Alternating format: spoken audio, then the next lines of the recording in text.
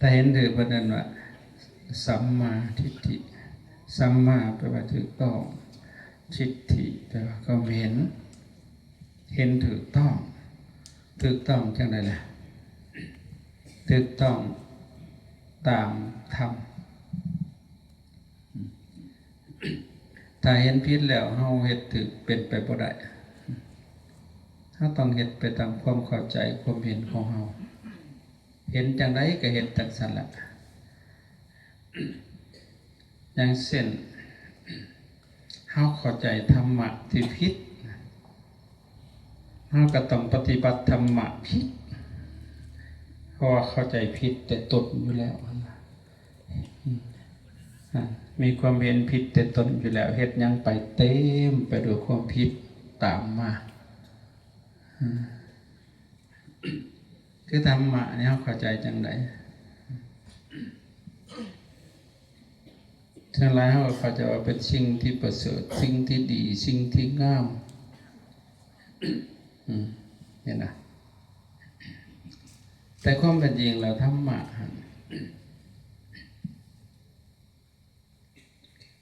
คือธรรมชาติเป็นจังได๋ล่ะดีหรือบ่ดีธรรมศาสตร์คือหยังคือทุกสิ่งคือสิ่งนั่นแหละแสดงว่าทั้งหมดเลย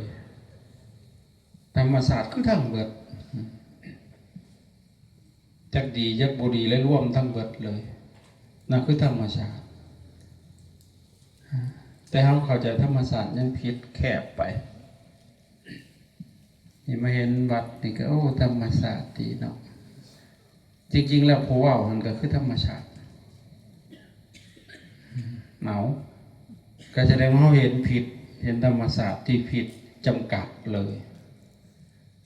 ธรรมศาสตร์คือทุกสิ่งที่มันมีอยู่เป็นอยู่โดยเหตุปัจจัยของมันไปตามกฎของมันนั่นแหละธรรมะคือธรรมชาติธรรมศาสตร์นี่รวมทั้งเบิดเลย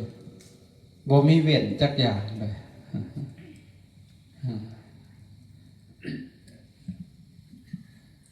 ธรรมะคือธรรมธาตุ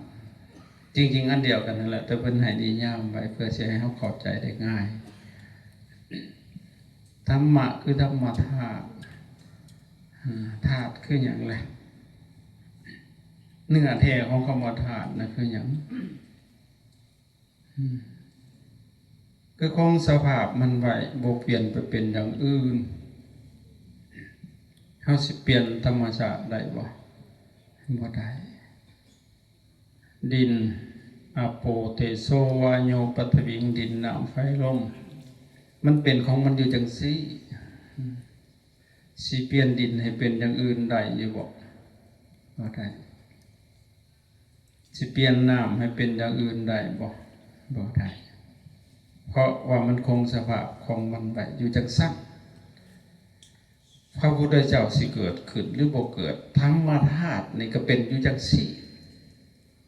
เป็นอนันตอิทัปปัจจยตา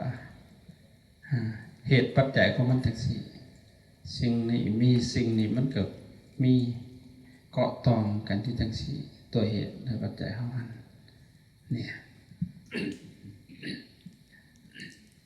บ่มีเปลี่ยนไปเป็นอย่างอื่นเอาไปแช่ตู้เย็นก็เป็นน้ำแข็งออกมาละเฮ้ยอายไปเป็นน้ำกินเข้าไปในท้องก็เป็นน้ำปัสสาวะออกก็เป็นน้ำลงไปในดินซึมซับเฮ้ยขึ้นอากาศก็เป็นน้ำอยู่ตลอดกาลส่วนลมก็มันก็เป็นสภาพของมันอยู่จังซั่นแหละสภาพที่เคลื่อนไหวผัดสิ่งนั้นสิ่งนี้ไฟก็เป็นสภาพที่ร้อน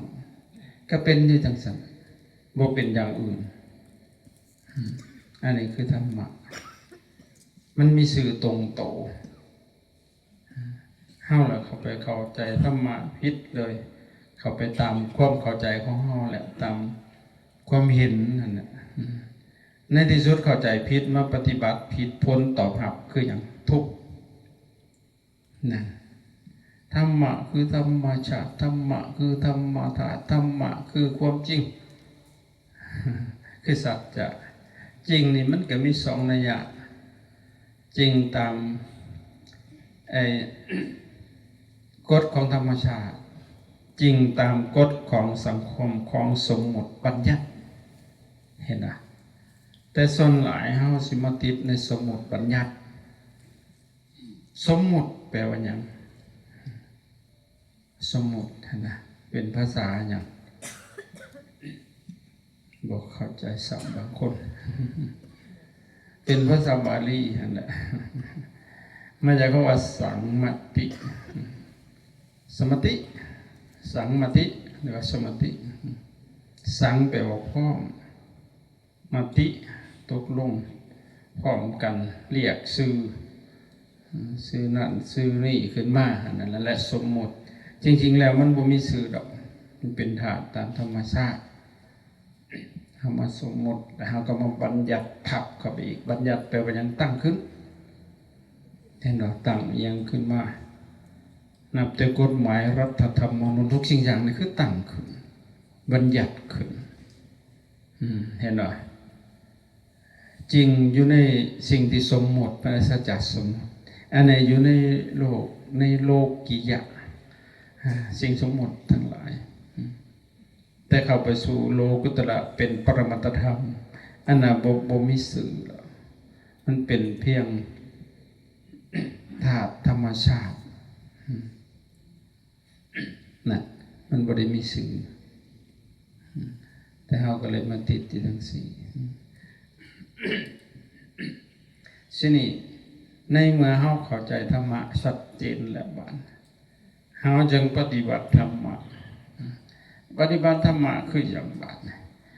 ปฏิบัติหน้าที่นี่ก็มีสองในใหญ่เช่นกันหน้าที่โดยกฎของธรรมชาติหน้าที่โดยกฎของสังคมกฎของธรรมศาสตร์ก็คือกฎสมมุติกฎที่มันเป็นเองและกฎของสังคมก็คือกฎของสมมุติบัญญัติ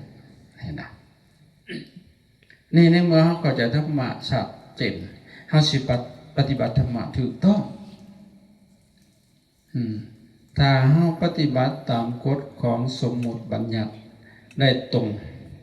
โลกนี้ก็พบสันติสุขแหละในขันธ์โลกีนี่คือธรรมที่อยู่ในโลกนี่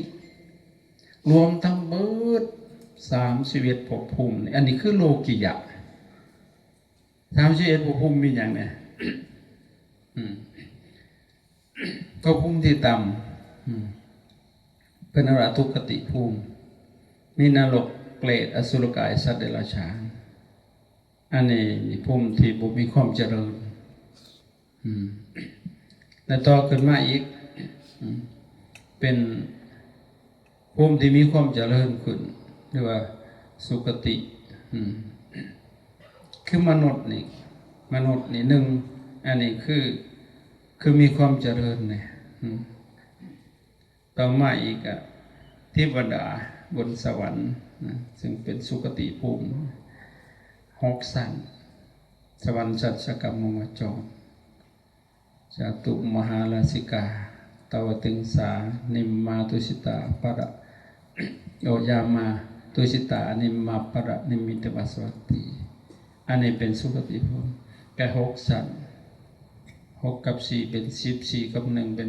11แล้วก็มาบวกเทวโลกอีกพรหมโลกอีก16 สั้นปีละไรแต่พรหมปริสัสสะพรหมปโลหิตา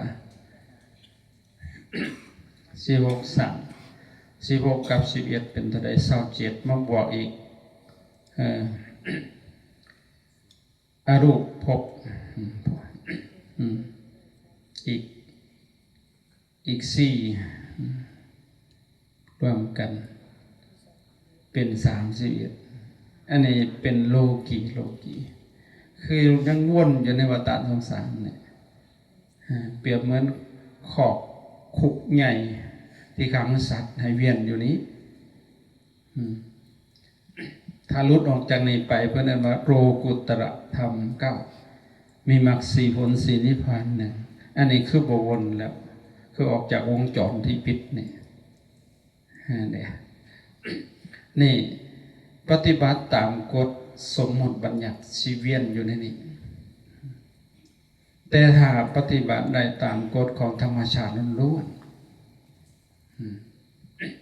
แกได้รับรางวัลคือกันแกสิพบสุข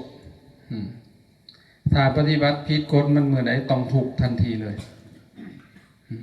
เพราะว่ามันเป็นของมันจังสั้นมันสิบ่เป็นอย่างอื่นมันเป็นของมันอยู่จังสั้นบ่มีทางสิเปลี่ยนไปเป็นอย่างอื่นได้เจ้าสิมีฤทธิ์มีเดชจังได๋ก็เปลี่ยนมันบ่ได้พอดีพระพุทธเจ้าเพิ่นอุบัติบังเกิดขึ้นเพิ่นมาค้นพบเห็นตามความเป็นจริงตัวนี้เพิ่นจึงมาสอนมาบัญญัติก็เลยเอ่ยว่าธรรมะขององค์เสด็จพระสัมมาสัมพุทธเจ้าจริงๆแล้วมันบ่แม่นของไผดอกมันเป็นธรรมชาติได้ให้เกียรติพระพุทธเจ้าค้นพบก็เลยว่าธรรมะองค์เสด็จพระสัมมาสัมพุทธเจ้าคือกันกับหมอยานี่แหละถามว่ายากับหมอผู้ใดเกิดก่อนหอยกับยาหั่นน่ะแบบคือบ่ว่ายาหมอซะคือเอิ้นหมอยาซะเอาให้เกียรติแน่ผู้คนพบจริงธรรมะคือธรรมชาติชื่อตรงๆมันเป็นของมันอยู่จังซี่แต่เฮาปฏิบัติกฎ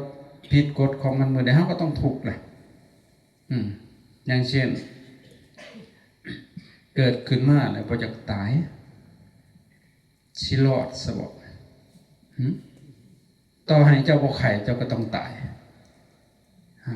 แล้วพอเฮาก็เลยมาแก้ไขปลายเหตุบาดนี่ป่วยมาก็ไปหาหมอผ่าตัดอะไรออกมามันก็ตายคือเก่ามันนั่นแหละต่อให้บ่ป่วยก็ตายพอให้บ่ปวดเศร้าก็ตาย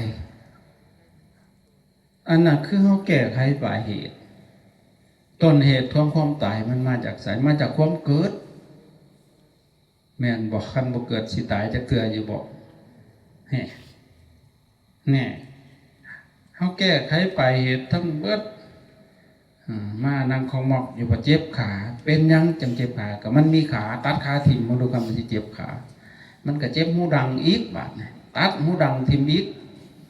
มันก็เจ็บแขนตัดแขนออกอีกบาดเอาจนบ่มีแนวพุ่นมันสิเอาหยังมาเจ็บล่ะมันเจ็บเพราะว่ามันมีครับเฮามาแก้ไขปลายเหตุนั่นคือผิดกฎของธรรมชาติปฏิบัติให้ถูกต้องตามกฎของมันบางคนผมหงอกซื่อๆก็ถูกแหละก็ต้องหาแนวมาย่อมแล้วมันก็ถอดขึ้นมาอีกการทะลุอีกบาดทุกต่อไปอาตมาเห็นผมหงอกนี่ดีใจเว้ยโอ้ยเกือบมึงบ่ได้หงอกเกือบผู้ตายก่อนอยู่ซื่อๆก็ขาวแซ่บงามไปอีกแบบเว้ยมันก็ยอมรับของมันได้มันกฎมันเป็นจังซี่เอาฝากงอกไปนี่ยังมีอีกตายบอกไปก่อนโหลดอดเอานั่นเอาสินี่ในเมื่อหูเข้าใจหลักธรรมะแล้วเฮาสิมาปฏิบัติธรรมะได้บัดนี้สิเข้าใจโอ้มันมีหลากหลายอันนี้เพียงแต่เว้าย่อๆให้ฟังให้เข้าใจธรรมะให้มันถูกถ้าเข้าใจผิดแล้วเฮ็ดผิดไปอยู่หั่นตลอดไปมันบ่ไปไสดอกฮอดไสดอกมื้อนี้สิมาเว้าเรื่องสมาธิเพราะเฮานั่งสมาธิกันอยู่แต่ส่วนหลายก็เป็นสมาปิเพราะว่าเฮาบ่เข้าใจสมาธิที่มันชัดเจนสมาธิคือหยังในคำถามสั้นๆก็ให้เข้าใจง่ายๆสมาธิคือความตั้งใจมั่นของจิตนะความตั้งจิตตั้งใจมั่นในอารมณ์นั้นหนาวบ่ได้จำกัดเลยได้บาดอารมณ์นั้นอารมณ์ยังก็แล้วแต่ตาเห็นรูปหูได้ยินเสียงดังได้กินลิ้นได้รสกายได้สัมผัสอันนั้นแหละคืออารมณ์ที่มากระทบกันระหว่างอายตนะภายในและกับภายนอกอายตนะภายในเพิ่นเอิ้นว่าอินทรีย์คำว่าอายตนะนั่นแปลว่าแดนคนละแดนกันคนละฝ่ายกันนะข้างในเพิ่นเอิ้นว่าอินทรีย์คือความเป็นใหญ่ตานี่มันมีความเป็นใหญ่ทางด้านการเห็น เอาหูมาเบิ่งน้ำจางกับบ่ฮู้เรื่องนั่นหูกับมันมีความเป็นใหญ่ทางด้านการฟังเสียงเอาตามาซอยฟังบ่เห็นบ่ฮู้เข้าใจบ่แล้วเขาจึงเรียกว่าอินทรีย์ทางในเอิ้นว่าอินทรีย์ทางนอกเอิ้นว่าอารมณ์มันมากระทบกันแล้วเพิ่นเอิ้นว่าผัสสะเข้าใจบ่นั่นเองไอ้ตามากระทบกับหูเพิ่นเอิ้นว่าจักขุวิญญาณวิแปลว่าแจ้งญาณะไปเห็นหูแจ้งทางด้านการเห็นนั่นแล้วเห็นนั่นน่ะแจ้งแต่เท่านั้นแล้วบ่ได้ไปเป็นอย่างอื่นคนเฮาก็จะว่าวิญญาณมันเป็นผีคงดงคือยิ่งมันบ่ได้แม่นจังซั่นในพุทธศาสนาบ่ได้หมายความจังซั่นวิญญาณ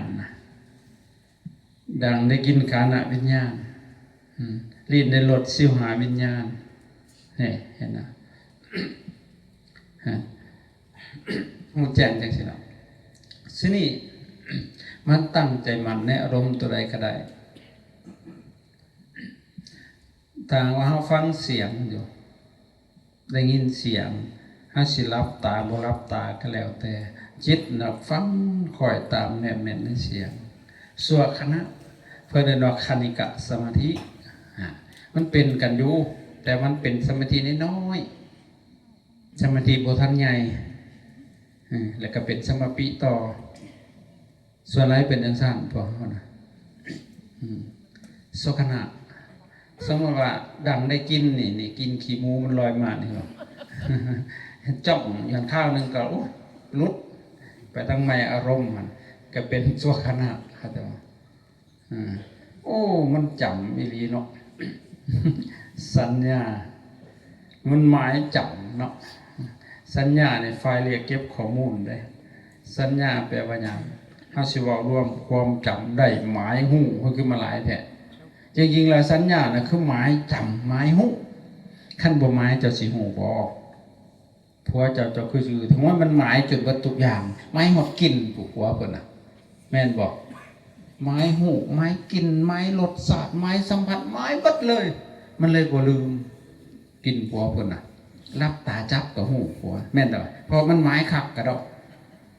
นี่ไก่คัน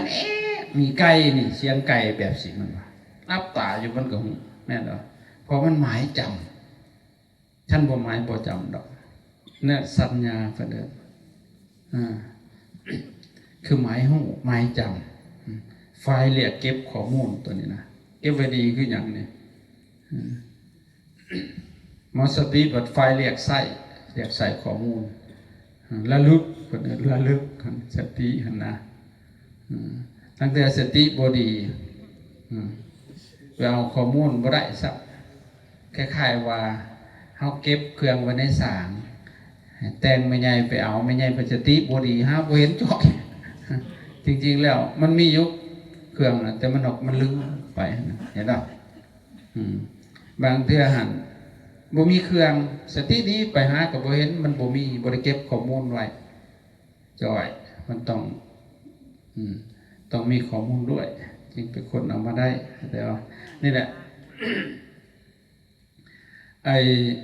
ตาเห็นหูได้ยินเสียงดังได้กินลิ้นได้รสกายได้สัมผัสใจได้หัดทำอารมณ์จิตแนบแน่นอยู่ในสิ่งใดสิ่งหนึ่งส่วนคณะเพิ่นเรียกว่าคณิกะสมาธิแต่ถ้ามันตั้งอยู่โดนเติบ5 นาที10 นาทีเริ่มเป็นวูบวับเริ่มม่วนอันนั้นก็เป็นสมาธิอีกได้ไงขึ้นมาอีกเป็นอุปจารสมาธิเห็นไหมแต่ถ้าหากว่ามันแนบแน่นจนว่าเข้าไปเป็นภาวะอันเอกอันเดียวนะอันนั้นเป็นสมาธิใหญ่ขึ้นตั้งกันว่าอัปปนาสมาธิหรือว่าเป็นฌานเป็นยังไงมันถึงเป็นจังซี่ไอ้นักขณะที่เฮากำหนดสิ่งใดสิ่งหนึ่งนะแต่เฮาเบิ่งลมเนาะเฮาเบิ่งลมหายใจเบิ่งลมหายใจมันก็มีแนวคิดเนาะสวนขึ้นมาสวนกระยาหัวมันแล้วก็เบิ่งอยู่หั่นแหละ อืมเบิ่งไปเบิ่งมาบาดมันติดบาดมันเริ่มจับทางกับลมได้คือกันกับเรื่อยใหม่ใครเคยเป็นบอกมันสิดึงยืดมันสิบ่สนเรื่องอื่นแต่แนวคิดมันสิระงับลงถ้ามันจับได้จังซั่นนะภาษาธรรมะเพิ่นเอิ้นว่าขณะที่มันฟุ้งอยู่นั่นนะเพิ่นเอิ้นว่าวิตกคือความคิดนั่นแหละเข้าใจว่า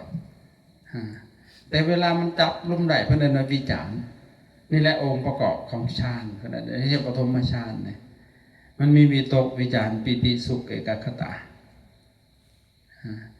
ถ้าสิเปรียบให้ฟังมันสิเห็นง่ายๆวิตกนี่เปรียบเสมือนเฮาไปหาคนนี่แน่คนในงานปฏิบัติเอาสมมุติแม่ใหญ่นึงเราสิหาหลานเราแล้วก็ซ้อมหาเลี้ยวหาแบบคนก็ย่างไปย่างมากกับคนบ่แม่นหลานเราหั่นนะเราก็เนียมหาแต่ผู้เดียวหั่นแหละเว้ยอันนี้คือวิตกเข้าใจบ่คือความฟุ้งอยู่เบิ่งลมไปนำมันก็ฟุ้งไปนำคิดไปนำสินี่พอเราเห็นหลานเราโอ้นี่มันใส่เสื้อสีแดงนี่นิดหน่อยนี่วิตกดับเลยระงับเลยอันนั้นเป็นวิจารณ์แล้วมันบริคิดได้บ่มันดิ้งไปหาผู้นั้นเลยอย่างรีบไปอันนั้นคือวิจารณ์เข้าใจบ่วิตกมันระงับแล้วพอไปฮอดปึ๊บบานโอ้ยมีแห่งกูจะนำหามึงทำไงปิติตัวนั้นเข้าใจบ่วิจารณ์กันระงับลงเป็นปิติบานเข้าไปน้ำกันมันสุขบาดต่อมาแลนเป็นอันเดียวกันเลยบาดเอกังลัมมนังจิตตังเป็นเพราะว่าอันเอกดับพึบเข้าไปอันนั้นแหละอัปปนาสมาธิเอกาทิพวาคโตเป็นฌานเข้าใจบ่ผู้ใดเนี่ยเป็นนั่นนี่นะมีอยู่บอกมีแต่สมาธิเพราะเฮาบ่เข้าใจเด้เฮาบ่เข้าใจสมาธิมันบ่เป็นเหตุเอานั่งลงไปจนก้นด้านบ่กระเซิร์นโลดเฮาเฮ็ดบ่ถึงจริงๆมันบ่แม่นเรื่องยากเด้แล้วก็บ่ง่ายเด้มันว่าเรื่องความพอดีนะเฮาเฮ็ดบ่ได้ง่ายๆเด้อสิบอกไม่ออกนี่เฮาตั้งใจโพดก็บ่ได้กัดแขวยุ่งก้นใส่ก็เหงื่อซัดออกโลดแล้วบาดน้ำลายจักมาแต่ไสเต็มปากอยู่รูโลดแล้วบาดหาจังได๋เฮ็ดเล่นโพดก็บ่ได้บาดนี่มันนอพอดีมันหั่นนะถ้าอยากนี่ก็บ่ได้เลยนั่งไปซื่อๆนั่งเบิ่งลมหายใจดีๆสิเริ่มปูว่าแม่นหยังว่าประจัดแล้วซาดอีกถอยออกมาแล้วสงสัยก็บ่ได้เข้าใจบ่มันเป็นซั่นอันนี้แหละคือสมาธิถ้าหากว่าฝึกไปต่ออย่างเช่นมันเป็นจังซี่แล้วเนาะมันเข้าไปแล้วเดี๋ยวมันอาจสิหลงเข้าไปเฮายังบ่ทันเก่งเกิบเข้าไปนะโอ้ยคันแม่นเป็นยาคูนี่บ่อยากสิแล้วโลดเพิ่นสินำหาหั่นเข้าใจบ่โอ้ยมันสุขบาดสุขแล้วอยากลายหมักใหม่ได้บาดอยากเว้าดีบ่ดีไปหาลายที่ทุกตะวันหมู่ก็ว่าเฮาเป็นบ้าเข้าใจบ่เป็นจังได๋จิตน่ะมันเข้าถึงบุญปุญญาสังกัปปะว้าวตั้งแต่แนวคนได้เนี่ยสังเกตว่าเวลาคนถูกไม่ใหญ่ถูกย้อนผัวกลับไปว่าแต่เรื่องผัวเพิ่นนั่นแล้วนอกใจเพราะว่าเรื่องอื่นมันมีเท่านั้นลูกบ่ดีกับเป็นหลายลูกจำนั้นมันบ่ดีว้าวอยู่นั่นแหละลูกไผ่บ่ดีก็เว้าแต่เรื่องนั่นแหละมาจำศีลก็ยังไปเว้าซุ่มนะจุไร้สาระแต่มันมีสาระสำหรับเพิ่นนั่นแหละบุคคลมีสิ่งใดมันก็สิเว้าแต่ในสิ่งนั่นแหละบุคคลที่บ่ความสุขอยากเว้าแต่สิ่งน่ะให้คนอื่นฟังโลดอาตมาเห็นหลายญาคู่นี่มาอยู่นำข่อยลายว่าเป็นสวนทรัพย์แต่ละองค์จักไปซักอันนั้นกระดอกกระเดียบัดมานั่งสมาธิบัดคานของไก่เฮ้ยเป็นแมวโซ่สำดอกตอนเพิ่นซักลายหั่นนะเลือดออกผู้ใดยังบ่ได้เจ็บพอมานั่งสมาธิบ่เจ็บปวดบาดเยอะอาตมาว่าเพิ่นก็คุยกันแล้วเรื่องนักเลงเพิ่นนั่นแหละ เขาคุกกับเขามาหันนี่สารพัดเปิ้นเว้ากันนะแต่ว่าฟังไปฟังมาเลยคิดแต่หัวอันบ่มีบ่แนวดีๆมาเล่าบ่เขาว่ามีแต่แนวนี้หัวเนาะขี้โม้ใส่กันหั่นนะสิเอาแนวดีๆมาอวดเขาเพิ่นบ่มีเด้มันมีแต่เท่านั้นเด้ฮะนี่ล่ะพอสุขแล้วก็อยากเอาความสุขอยากให้คนอื่นเห็นดีนั่งเดียวมันสิออกมาผู้ท่านจงมาเบิ่งเถิดผู้แล้วจักมาเบิ่งอย่างแล้วเห็นบ่เฮาไหว้พระเฮาฮู้เรื่องเลยครับสุขจากการเจริญสมาธิภาวนามีแต่อยากให้เด้ออยากให้หมู่ได้อยากให้หมู่เป็นนั่นจังได๋หมู่ก็บ่ฮู้เรื่องก็ล้ำลายมากใหม่ก็แม่น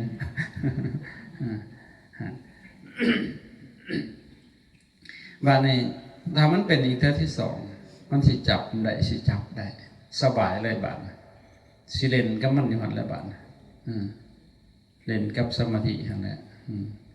มันเฮ็ดไปเห็นมามันละเอียดมันหูจักทางได้ง่ายเลยบาดเนี่ยต้องการเวลาใดกับเขาไปโลดตัวยามๆมันสิละทิ่มเลยวิตกวิจารมันสิน้อมจิตเข้าไปสู่ปิติเลยคนลูกคนพองเข้าไปสู่ปิติสุขเอกคตาถ้าเป็นเนสิกับเป็นชั้นที่สองเพื่อนเอิ้นว่าทุติยฌานแต่ว่าสุขดื่มด่ำของพวกเก่าอีกได้บาดนั่นแต่เล่นต่อไปอีกบาดมันสิละปิติทิพย์เลยน้อมจุกจิตเข้าไปสุขเลยข้าจะบอกเอกคตาแห้งกระดึมดำลงไปบาดแห้งลีลงไปหอดปรากฏว่ามันลงไปพื้นดินตัวละบริงินดังเลยแล้วต้องเข้าไปแล้วงับอยู่นั่นแห้งกระสุกประโยชน์ส่วนน้ำไผ่แต่อันนี้บริเวณว่าเรื่องการไปทำลายกิเลสอย่างนี้กิเลสแห้งง่ายกว่าเก่าแต่ว่ามันออกสุกก็มันมีเครื่องเลี้ยงใหญ่เป็นวิหารธรรมได้ครับแต่ว่าเก่งไปก็หันอีกวันละหอดสุขผมจิตเข้าไปสู่อุเบกขาเอกคตาบ่สุขอสุขมาตุขาบ่นั่นอันนั้นก็เป็นฌานที่สี่เป็นระดับจตุตฌานเอาละบาดนี่มาหอดนี่เลยเกิดเรื่องเลยบาดนี่ไปหูไปเห็นแนวสิ่งแปลกๆด้วยบาดนี่อันนี้คือสมาธิเข้าใจแล้วเนาะเคลียร์เลยสมาธิคือจิตตั้งใจมั่นในอารมณ์อันเดียวจังว่าครูบาอาจารย์เพิ่นมีอุบายเอาไงคือสอนคนปึกนะร่างคนเป็นเก่าพุทโธนะหายใจเก่าพุทหายใจออกโธได้ให้แนวเดียวนะพุทโธยังตื่นยังกับพุทโธในที่สุดไอ้สิ่งที่เฮาเพ่งนะกับสิ่งที่ถูกเพ่งกับผู้เพ่งเป็นอันเดียวกันนะเป็นอันเดียวกันกับพุทโธนะเขาจะบอกยังตกลงมากับพุทโธยังตกพุทโธตะกี้หลวงปู่ฝันคือหลวงปู่พันเพิ่นไปทั้งภาคเหนือพวกกะเหรี่ยงข้อเน่าหั่นนะมันไปเห็นเพิ่นเดินตะโกเพิ่นเอามือข้างหลังเพิ่นเดินตะโกหายังตุเจ้าหาพุทโธแล้วพุทโธเฮียมาหาซอยมันว่ามึงหาซอยมึงต้องเอามือข้างหลังเฮ็ดคือกูเด้อพุทโธจังซี่นะมันก็เฮ็ดไปเฮ็ดมาจิตเข้าสมาธิเลยบาดอ้าวบวชกันนึกกระถึกมีครั้งหนึ่งมีโยมอยู่สายอุบลนี่แหละไอ้โยมคนนั้นรับเป็นคนตระกูลค่อนข้างสิภูมิเนี่ยนะผู้ดีเยอะจังเลยงานจบสูงๆมาปรากฏว่าพ่อแม่เคยมาอุปถัมภ์ในวัดนั้นรักก็มากเนาะมาเลยเห็นเขาเจ้านั่งสมาธิเวลาย่างเขาเจ้าผากไปได้ขวาย่างน้อสายย่างน้อเวลานั่งกับพ้องน้อยุกน้อก็ว่าหายใจเข้านะพ้องท้องมันปุ่งขึ้นนะหายใจออกนะยุกเป็นเรื่องตลกสำหรับเราเลยบ้านเราบ่เคยได้ยินแล้วผลมักไปตลาดไปซื้อเครื่องซื้อของน้ หลวงพ่อเนี่ยนี่ก็ไปซื้อผักบุ้งเนาะถั่วเนาะหอยเนาะปลาเนาะปูเนาะเนาะไปเนาะมาเอ้าจิตมันจึ๊บเป็นอันเดียวกันนะยืนแข็งกระเดยอยู่บ้านเอามันเป็นสมาธิเป็นได้เลยสมาธินี่แต่ก่อนอาตมาเคยฝึกแต่สมัยบวชได้พรรษา2 พรรษาเอามาสาธิตเลยแหละ7 มื้อแค่นั้นแหละเป็นได้แต่ถ้าสิฝึกอาตมาสิฝึกผู้หญิงก็อายุประมาณ15 ปีลงมาท่านผู้เฒ่าก็จักยากอยู่ผู้ชายแล้วศาสตร์บ่เป็นให้เขาจะเอาเฮ็ดตามเขาบอกนะ7 มื้อเป็นได้เลยเป็นสมาธินะยืนอยู่ก็เป็น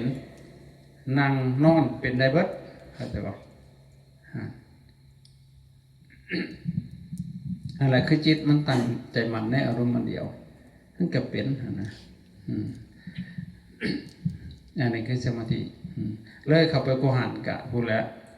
เข้าไปสู่อรูปฌานบอกขอนำมาเก่าอันนี้สมาธิเนาะสมาธิคืออย่างเข้าใจแล้วเคลียร์แล้วเฮาสิได้เฮ็ดถึกนะสมาธิบ่หมายความว่านั่งได้บาดนะยืนเดินนั่งนอนมันก็เป็นสมาธิทั้งเบิดถ้าเฮาจิตตั้งใจมั่นในอารมณ์อันเดียวหอยคันว่านั่นก็สินอนสมาธิเจ้าบ่ทันได้เป็นมันก็บ่ได้แล้วมันเกิดเป็นสิหลับสมาธิแล้วเข้าใจบ่เข้าใจว่านอนเอาดีกว่ามันบ่เป็นเด้อเข้าใจบ่เฮาฝึกได้ซะก่อนเข้าใจบ่มันจะเฮ็ดได้มันสิเข้าทางกิเลสนะตัวไอ้เข้าสมาธิยาวแล้วปฏิบัตินอนเหยียดขี้มิ่งอยู่มันก็โกนกอกๆแล้วมันสิรับปาสมาธิแล้วแบบนั้นจังเป็นหยังจิตต้องทำสมาธิเอาถามเข้าไปในเมื่อหัวสมาธิคือจิตตั้งใจมั่นในอารมณ์เดียวเป็นหยังเขาจึงต้องทำสมาธิเพราะว่าทุกสิ่งอย่างมันเกิดขึ้นกับจิตอยู่ที่จิตนะมันเป็นนายกายนะเป็นว่าวจิตเตนะนิยติโลโกเกนัสสุปริกิตสติจิตตัสสะเอกธรรมัสสะสัพเพวะวะสมันวะคูชีวิตังอัตภาวจะสุขทุกขาจะเกวลาเอกจิตสมาหุตาลหุโสวัตติคโนจุลสีติสะสหัสนิกัปปังติตันติเยมลุเพราะว่าโลกนี่อันจิตดวงเดียวเป็นผู้นำไปโลกทั้งโลกนี่อันจิตดวงเดียวเป็นผู้กระเสือกกระสายไปชีวิตตังอัตภาโวจะสุขทุกขาจะเกวลาชีวิตอัตภาพความเป็นอยู่ความเป็นไปจะสุขหรือทุกข์อยู่ให้ได้จิตดวงเดียวจิตดวงเดียวนี่แหละพาไปขึ้นสวรรค์พาไปลงนรกพาเป็นหันเป็นนี่มันเกิดจากจิตเห็นเหรอเพราะฉะนั้นเฮาสิได้มาอบรมจิต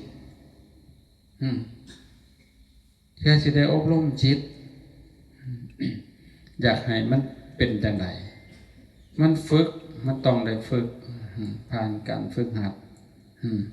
คนเฮานี่ถ้าหากว่า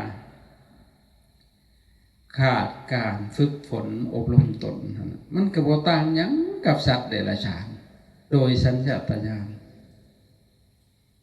คือจะว่าคนกับสัตว์เดรัจฉานนี่คือกัน4อย่างโดยสัญชาตญาณนะที่มีมากับทุกๆชีวิตบ่ว่าคนและสัตว์เพราะสัตว์ส่วนมากก็เคยเป็นคนหมูม้ากาไก่ขี่กระดับขี่กระเดือนมันก็เคยเป็นคนได้หั่นเพราะจันว่าสัตว์ทั้งหลายหั่นน่ะเยติสัตตาตินนะปะคาเยติสัตตาภูทัปปะคาปูรสมิงชียติชัยติสัตว์ทั้งหลายที่เกิดอยู่ในที่สกปรกอยู่ในมูดคูดกองขยะมูลหอยสัตว์เหล่านั้นล้วนแล้วแต่เป็นคนโง่คนผ่านบ่เชื่อว่าบาปมีบุญมีนะบ่เชื่อว่าศาสนาศาสตร์ก่อนมีเขาจึงปล่อยมาระยะตามขยืมทำบาปไปเสียเตียงตายไปแล้วไปตกนรก เห็นว่าพ้นจากนรกมาเกิดเป็นเปรตอสุรกายสัตว์เดรัจฉาน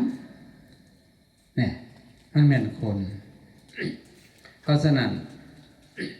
คนเฮาเนี่ยถ้าขาดการฝึกฝนพัฒนาตนมันบ่ต่างหยังกับสัตว์เดรัจฉานคนกับสัตว์เดรัจฉานคือกัน4อย่างโดยสัญชาตญาณบ่ต้องฝึกต้องหัดก็เป็นแม่นอย่างแน่คือกัน4อย่าง1กิน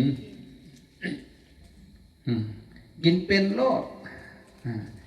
เกิดขึ้นมาเห็นบ่เด็กหน่อยเกือบใส่นมดูดรสจะค่อยบอกมันแม่นแต่ว่าดูดเข้าไปเกิดปฏิใจในรสชาติอีกแล้วบาดเนี่ยเห็นป่ะติดใจในรสชาติของกามได้หันกิเลสกามได้หูเสียงกินรสโผฏฐัพพะธรรมารมณ์เป็นเหยื่อและหันติดดังใหญ่เลยตัวนี้แหละตัวเหตุในคนเฮาเที่ยวเวียนว่ายตายเกิดในมหานรกของสารเนี่ยโตกามนี่แหละเป็นใหญ่เลยแหละสังเกตบอกมันติดรสชาติอันเนี้ยตั้งแต่อยู่ในท้องมาอยู่ในท้องคนมันก็สามารถเห็นให้พ่อแม่อยากกินนั่นอยากกินนี่บางคนไปแหนกินฮอดขี้ดินโพดพวกนั่นเป็นน้ำลูกค่ะในท้องเขาจะบอกมีไหนบ้านอาตมาผัดเอี้ยงแนวกินบนอื่นไปจะกินขี้ดินโพดบางคนไปกินขี้จะปวกขี้บวกนะกินแล้วก็ขออนุญาตน้ำขี้เพิ่นก็ว่ามันลูกมันกระทุนเขาไปเก็บมันไม่คือมารอไว้ขักแท้นี่นะมาแล้วก็แม่นขี้ก็จบแต่ยังน้อยแต่ข้าเป็นคนคนดอกบุ๋ยบ่ะมันลูกออกมาหันโหมันชัดมนุษย์ใต้ดินผู้ตัวสิมาเกิดท่านน่ะบางคนอยากกินเลือดผัวเอานี่ลูกของพระเจ้าพิมพิสารพระเจ้าอาสาสตุดูของพนางเวทหิอยากกินเลือดผัวถือความมันทำมาดูสั้นเขาจ้อยเหลืองผัวก็ถามเจ้าเป็นนังให้บอกบ่ได้เอาเจ้าจึงสิบอกบ่ได้บอกข่อยมันก็บอกได้ว่าทุกสิ่งอย่างมีหยังพ่อเลยสิบอกพิษบอกละว่าผัวก็อนุญาตให้บอกจะกินเลือดเจ้าจะให้บอกเลยก็ให้ผัวก็ห่วยดาบมันจ่อให้กินแล้วไปเนาะกินแล้วก็แดงใจไวถึกใจน่าหลอนแล้วกินลงไปมีแห้งแล้วว่ามันหยักบัด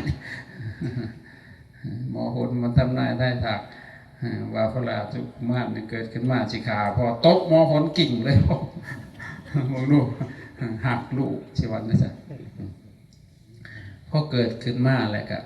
ว่าท่านเกิดสับแม่กับหูเลยแม่นี่มันใจโลดว่ามันต้องแน่นอนตามหมอโหนวาแหละพอจิตใจแล้วมันแสดงออกอย่างสั่งปกติเป็นคนดีๆนะเห็นบอกเปลี่ยนไปเลยมองดูพอออกหาขี่สร้างให้มันตกให้มันแทงลูกถิ่มมันบ่ตายกงกำกงเกณฑ์มันเวียนมาพบกันพอเกิดขึ้นมากับแมนอิลีขาพอเห็นป่ะนี่แหละบางคนเกิดขึ้นมาแต่ในน้อยกับมาติดในรสชาติงานของนมมันเลยเห็นหรอหลังจากหันกับมาติดสัมผัสอีกสัมผัสแม่หันเห็นหรอแม่โอ้มันจื้อได้เลยผู้อื่นมาโอ้ให้มันเป็นแม่มันต่อมามันจื้อฮอดกินผลเอาติดกินแม่มันก็หูอีกว่าต่อมาเมื่อตามอกเห็นแม่จื้อหูบาดเนี่ยเอาต่อมาชื่อเสียงแม่อีกบันติดในหูเสียงกินรถนั่นแหละพอใหญ่มากกับเปลี่ยนได้บันเปลี่ยนหูใหม่เปลี่ยนกินเปลี่ยนรสชาติยังใหม่ขึ้นมาพัฒนาการไปเลยเห็นบอกมันบ่ได้ดังใจมันกามคือความใครอยากในอารมณ์เขาจะบอกอยู่บ่ได้เลยตั้งแต่น้อยจนใหญ่สินี่อันที่หนึ่งเพิ่นว่ากินบ่มีผู้สอนเนาะเป็นโรคไก่น้อยเกิดออกมาจิกความไก่ออกมาได้ตอดจักมันตอดสิกินยิ่งน้อยเกิดมาหายแง่อยู่เมื่อมันกำได้ปุ๊บมันยัดใส่ปากมันโหลดบ่มีแนวใส่ก็เอาหัวโปรตีนยัดใส่ปากเจ้าของเอามือจับเกือบกับคาบเกือบเห็นบ่ มันสิกินแต่ว่าเห็นบ่โดยสัญชาตญาณต่อมาได้สักหลังจากกินแล้วก็นอนมันหลับรถได้แม่นแต่พวกเฮาก็นอนบ่หลับบ่หากินยาบ่ต้องกินดอกมันสิอยู่ได้จักมื้อเดี๋ยวมันก็หลับแม่นแต่มันนอนบ่หลับมันธาตุแต่ละอย่างมันบ่สมดุลกันก็นอนบ่หลับดินน้ำไฟลมมันมีปัญหาตั้งแต่ก็จิตคิดฟุ้งซ่านมันก็นอนบ่หลับเห็นดอกต่อมาสืบพันธุ์มีสบโรงเรียนสอนสืบพันธุ์ผสมพันธุ์คนมันบ่ได้มีเด้แม่นแต่มันใหญ่ขึ้นมาฮอร์โมนทางเพศเบ่งบานก็เกิดเอนเตอร์เทนแล้วบัดหนาวนำกันแล้วบัดเป็นจังซั่นแต่ก็ต่อมาอีกหวาดกลัวต่อความตายย่านตายทุกชีวิตที่เกิดมาย่านตายผู้บ่ย่านตายก็คือพระอรหันต์มันบ่ย่านดอกเพราะมันเข้าใจโลกอย่างแจ่มแจ้งแหละเข้าใจธรรมชาติอันนี้ชัดเจนแล้วเพิ่นบ่ได้ย่านความตายหั่นนะเห็นนะนี่แหละอันนี้สัญชาตญาณของคนกับสัตว์คือกัน4อย่างแต่ถ้าว่าคนเฮานี่มนุษย์เฮานี่ขาดการฝึกฝนพัฒนาตนมันสิเลวร้ายไปยิ่งกว่าสัตว์เดรัจฉานได้จังว่าเลวร้ายกว่าสัตว์เดรัจฉานพวกเฮาเคยเห็นสัตว์เดรัจฉานฆ่าตัวตายบ่หมานี่เขาว่ามันก็สิอกหักเป็นคือกันอยู่ยามมันผสมพันธุ์เนาะแต่บ่คิดบ่เห็นมันฆ่าตัวตายเด้มีอยู่บ่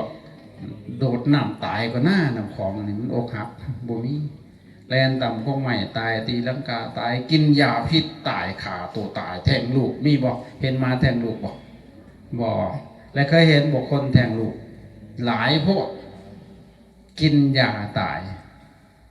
มีได้เอาปืนยิงหัวเจ้าของตายผูกข้อตายคนได้มีมันบ่โง่ก็สัตว์เดรัจฉานบ่บัดนี่โอ้ยเป็นตายสัตว์เสือนกหนูปูปีก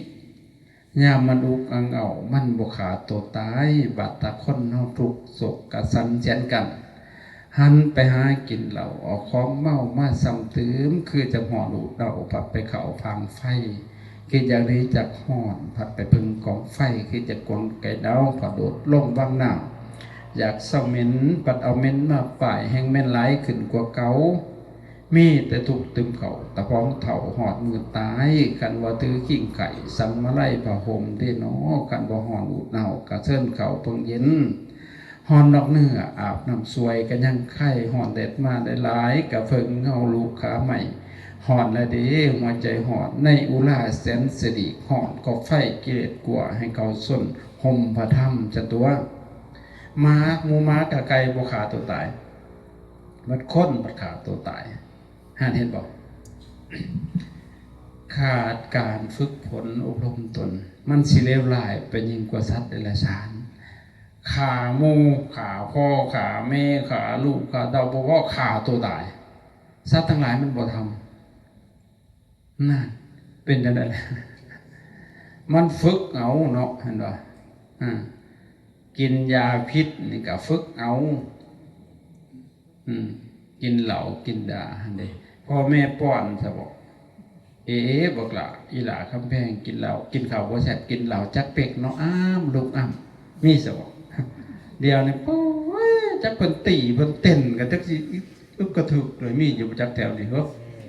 น่ะพวกเจ้าไปฝึกเอาตัวน่ะแม่ป้อนซะบอกบ่ได้ป้อนคิดว่ากินเผ็ดน้อยนึงก็อมจนมันหลอนผู้จึงให้ลูกกินเนาะเวลามันไปหัดกินเอาเองบัดบาดในสุดก็ติดกลายเป็นของแสบของนัวเป็นบ้ากันมันผ่านบัดเมืองบาดนี่นั่นแหละเฮาฝึกเอาฝึกในทางที่มันบ่ดีครับแต่ถ้าฝึกสิ่งที่ดีมันได้นั่นแหละคนเฮาถ้าขาดการฝึกฝนอบรมตน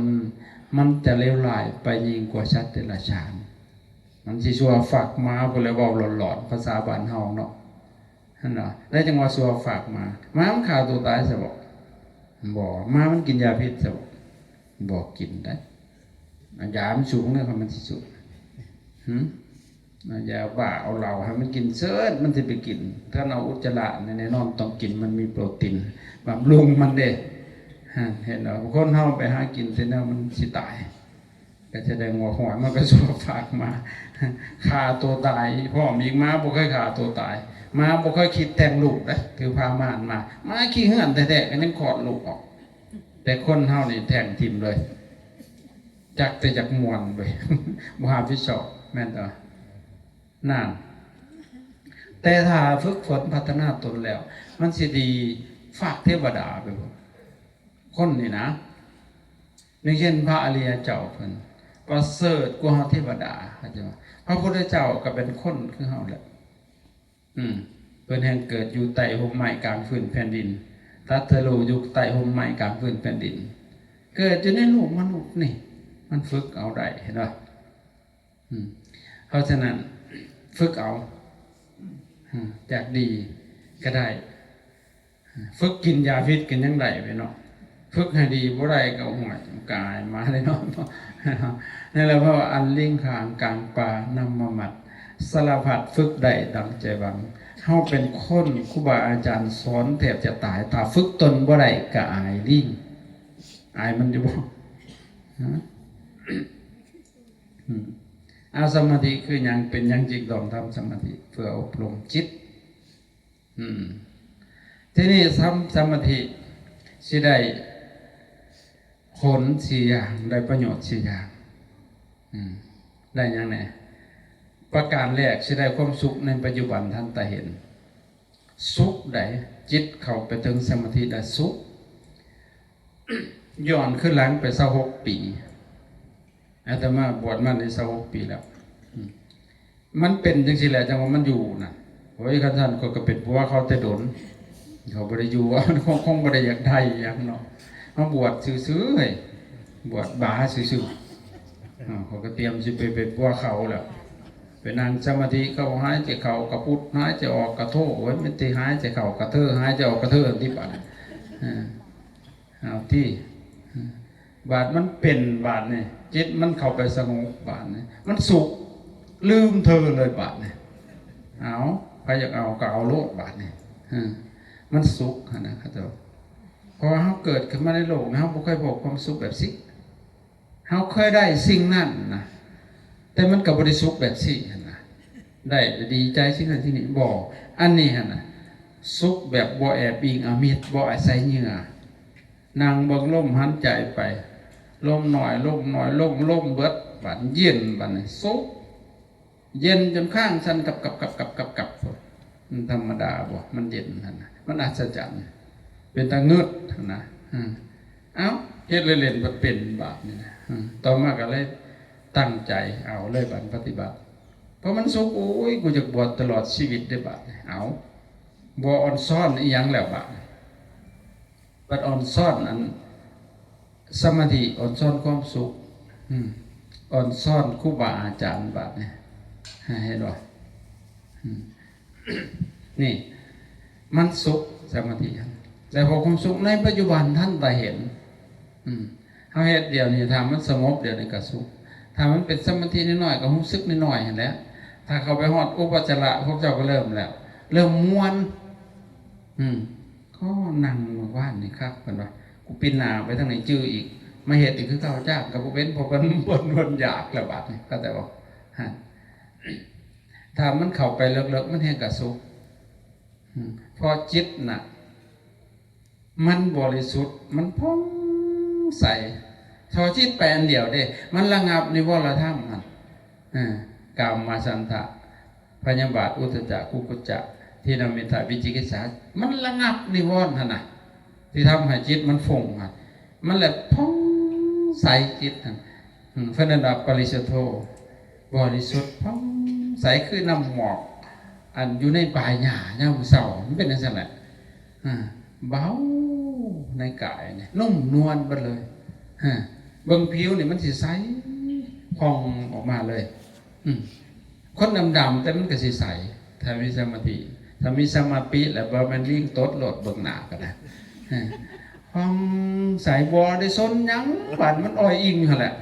นี่แหละจิตมันบริสุทธิ์นั่นแหละบริสุทธิ์โธ ผ่องใสสมาหิโตตั้งมั่นบ่วกไปก่อนไหว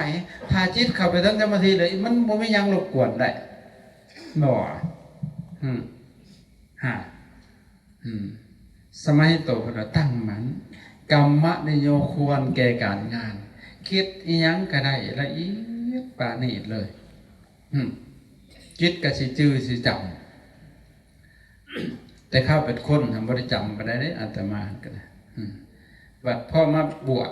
ผัดไปจื้อจอกหลอกแจกแหลกบัดจื้อฮอตแต่น้อยวุ่นถือสอนจิไปใส่ในคันหน้าน้ำป่าให้กุ๊กแดงไงให้ตัวนั้นมันตายแต่เสียดายกุ๊กตัวมันยังตั้งไปแหวะอยู่มันจื้อเห็นบ่ดีบุดีมันสิจื้อขามพบขามชาติมันได้เนี่ยมันบอกเป็นธรรมดาได้ มันจำบริสุทธิ์บริสุทธิ์สมาหิโตตั้งมั่นกรรมนิโยควรแก่การงานจิตหันเพราะนั้นว่าอโรคายะบ่มีโรคสบายอยู่สบายโรคของจิตมันมีอะไรคนเอาธรรมดานี่มันมีโรคหลายมันบ่มีสมาธิจิตบ่ตั้งมั่นนะโรคของจิตคือหยังคือสิ่งที่มาเสียบแทงนั่นเองโลภะโทสะโมหะนี่แหละคือโรคของจิตมันเสียบแทงใจเพิ่นนิ่นอยู่เสียงกันยังเสียบแทงมันเกิดโรคเลยเพิ่นบ่มักได้เพิ่นทางปฏิฆะไปเบิดเลยจิตเพิ่นเดือดร้อนไปเบิดเลยแต่ว่าถ้ามันสงบเข้าไปมันสิระงับจริงพวกนี้นั่นแหละเพิ่นว่าอโรคายะบ่มีโรคอนาวสะบ่มีโทษอยู่ก็ไผก็เย็นสบายบ่คุ้นเครื่องไผเลยมองเห็นทุกสิ่งอย่างเป็นธรรมชาติมันจะสบายนั่นแหละสุขาวิปากะมีความสุขสมาธิเนี่ยตอนมันเป็นใหม่ๆจนบ่มีแนวเว้าสุขมันสุขแห้งอย่างนี้ได้สุขจักสิว่านั่นได้บูมเลยในหัวใจล้นหมดเลยมันสุขนะมีแต่อยากเว้าลายหนอกไม้แต่กว่าให้หมูฟังหมูจุดนี้ป่าที่ป่าบอกให้เขาเทศให้เขามาฟังมันสุขกันยังวะ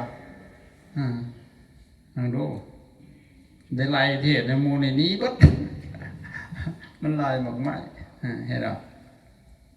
มีความสุขสุขาวิปากะมีความสุขบ่ฮ้อนหมูนั่งเหงื่อแตกจะก็กดนั่งยิ้มมันมีความสุขนั่นแหละโกศลธรรมโอตะเป็นอยู่ด้วยสติปัญญาประกอบด้วยธรรมเฮ็ดยัง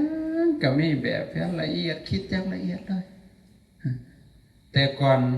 แต่ข้าเป็นคนอาตมาเห็นนั้นก็บ่ค่อยเปลี่ยนไปได้นี่ฮ้อยเดี๋ยวนี้เปลี่ยนเบิดคือวัดอาตมาเฮ็ดนั่นเฮ็ดนี่บ่ได้จ้างสร้างเลยไม่ได้เฮ็ดเองเบิดเลยไปเบิ่งโลดนับถึงก็ยังเพื่อนพวกเราบอกเข้าอย่างนี้เฮ็ดเองเบิดบ่ได้มีแบบอย่างนั้นมีแบบอยู่ในหัวครับบ่ได้แต้มเข้าว่าแบบมันอยู่ใจนี่อยู่ในหัวนี่ครับแต่มันออกมาละเอียดเพราะว่าจิตมันละเอียดลงไปมันแค่นั้นก็ละเอียดปานนี้เข้าใจป่ะหาจิตหยาบๆก็เฮ็ดได้แต่แนวหยาบๆมาแล้วเห็นบอกว่าเฮาส่วนไปนั่งสมาธิปานเพิ่นสิตายบาดออกฮอดออกล้นบาดไปเฮ็ดเวียกคือแต่ประเทศได้เอาจิตเขามันหยาบเว้ยมันเฮ็ดแนวละเอียดบ่ได้คันแม่นให้คอยนี่ว่าก็สิเลือกนั่งพี่แล้วสบายก็ดอกนั่งมึงลมหายใจนั่งเศร้าเมื่อยซื่อๆเพิ่นปัดทุกหัวยึงคือโลดเนี่ยคุกอันนี้ไม่ใหญ่ซุ่มนี่คือกันหาบางโลดนี่คันพาเฮ็ดแนวอื่นเนี่ยเพิ่นม่วนแน่หัวเซี่ยวๆไปพานางใส่หม้ออยู่เพิ่นสิตายก็แล้วบัดนั่งซะมีแห้งตัวอยู่วัดก็มันลุกแต่บักตี2พุ่นนักพูดนี่ผูกไปไม่เนี่ยก็หัวยึงบัดแล้วตายคักๆกันเลยว่ะตายให้มันตายเลยบรรลัยมือไปบ้านนี้ว่าตีโลดละครั้งจำใหญ่บ่นอนก็นั่งกระโกนบัดรับมันเมื่อยดิแน่เห็นบอกมันอ่อนจิตจะแข็งกระด้างบ่มีหูหอมท่ำดอกทั้งนอนนั่นแหละประเด็นแรกความสุขจะเกิดความสุขในปัจจุบันทันตาเห็นสมาธินะอีกประการที่สองเอาละบานสิเกิดญาณทัศนะเด้เกิดอัศจรรย์ได้บานมันสิแปลกๆเด้อ พอเขาสมาธิเป็นเลิกๆสิเป็นเพิ่นเอิ้นว่าญาณทัศนะญาณเจ้าหูทัศนะสิหูเห็นแปลกๆซึ่งคนธรรมดาเฮาบ่สามารถเห็นได้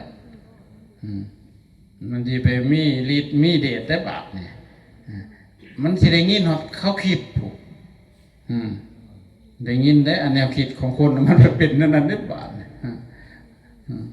มันเป็นเสียงเด้ครับเจ้ามันเป็นเสียงออกมาคือเสียงเขาเว้านี่แหละเขาว่าเขาบ่ได้เว้าแต่มันเป็นเสียงมันเป็นจังมีหูทิพตาทิพมีฮอดดังทิพพู้นแล้วโมเมนต์แต่หูทิพได้ดังทิพพู้นได้มันได้กินมาฮอดไปกินหยังก็ที่กินฮอดอยู่ในท้องจังพู้นแหละมันเป็นจังแต่มันเป็นได้มันก็หายได้มันก็เชื่อมได้นะในขณะที่มันเป็นสมาธิมันก็เป็นได้ดีบริกรระลึกศาสตร์ทนลังได้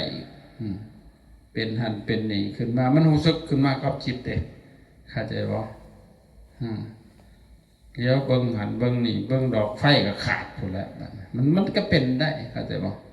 อันสมาธิหั่นน่ะมันมีกำลังอีหลีจิตเนี่ยนะมันไวกูฮอดเสียงฮอดแสงกู16เท่ามันมีอำนาจปานนั้นผู้ใดอันจิตนี่นะแต่ว่ามันก็บ่ได้เกิดประโยชน์อีหยังดอกมันบ่ได้ไปละกิเลสจักเม็ดเลยอันนี้พวกหมู่นี่นะแต่ว่ามันเป็นวิหารธรรมมันมีความสุขแต่พอเอาไปเจริญวิปัสสนาก็ได้ง่ายถ้ามีสมาธินะมันสิเห็นแจ้งกว่าคนที่บ่มีสมาธิคือกันกับ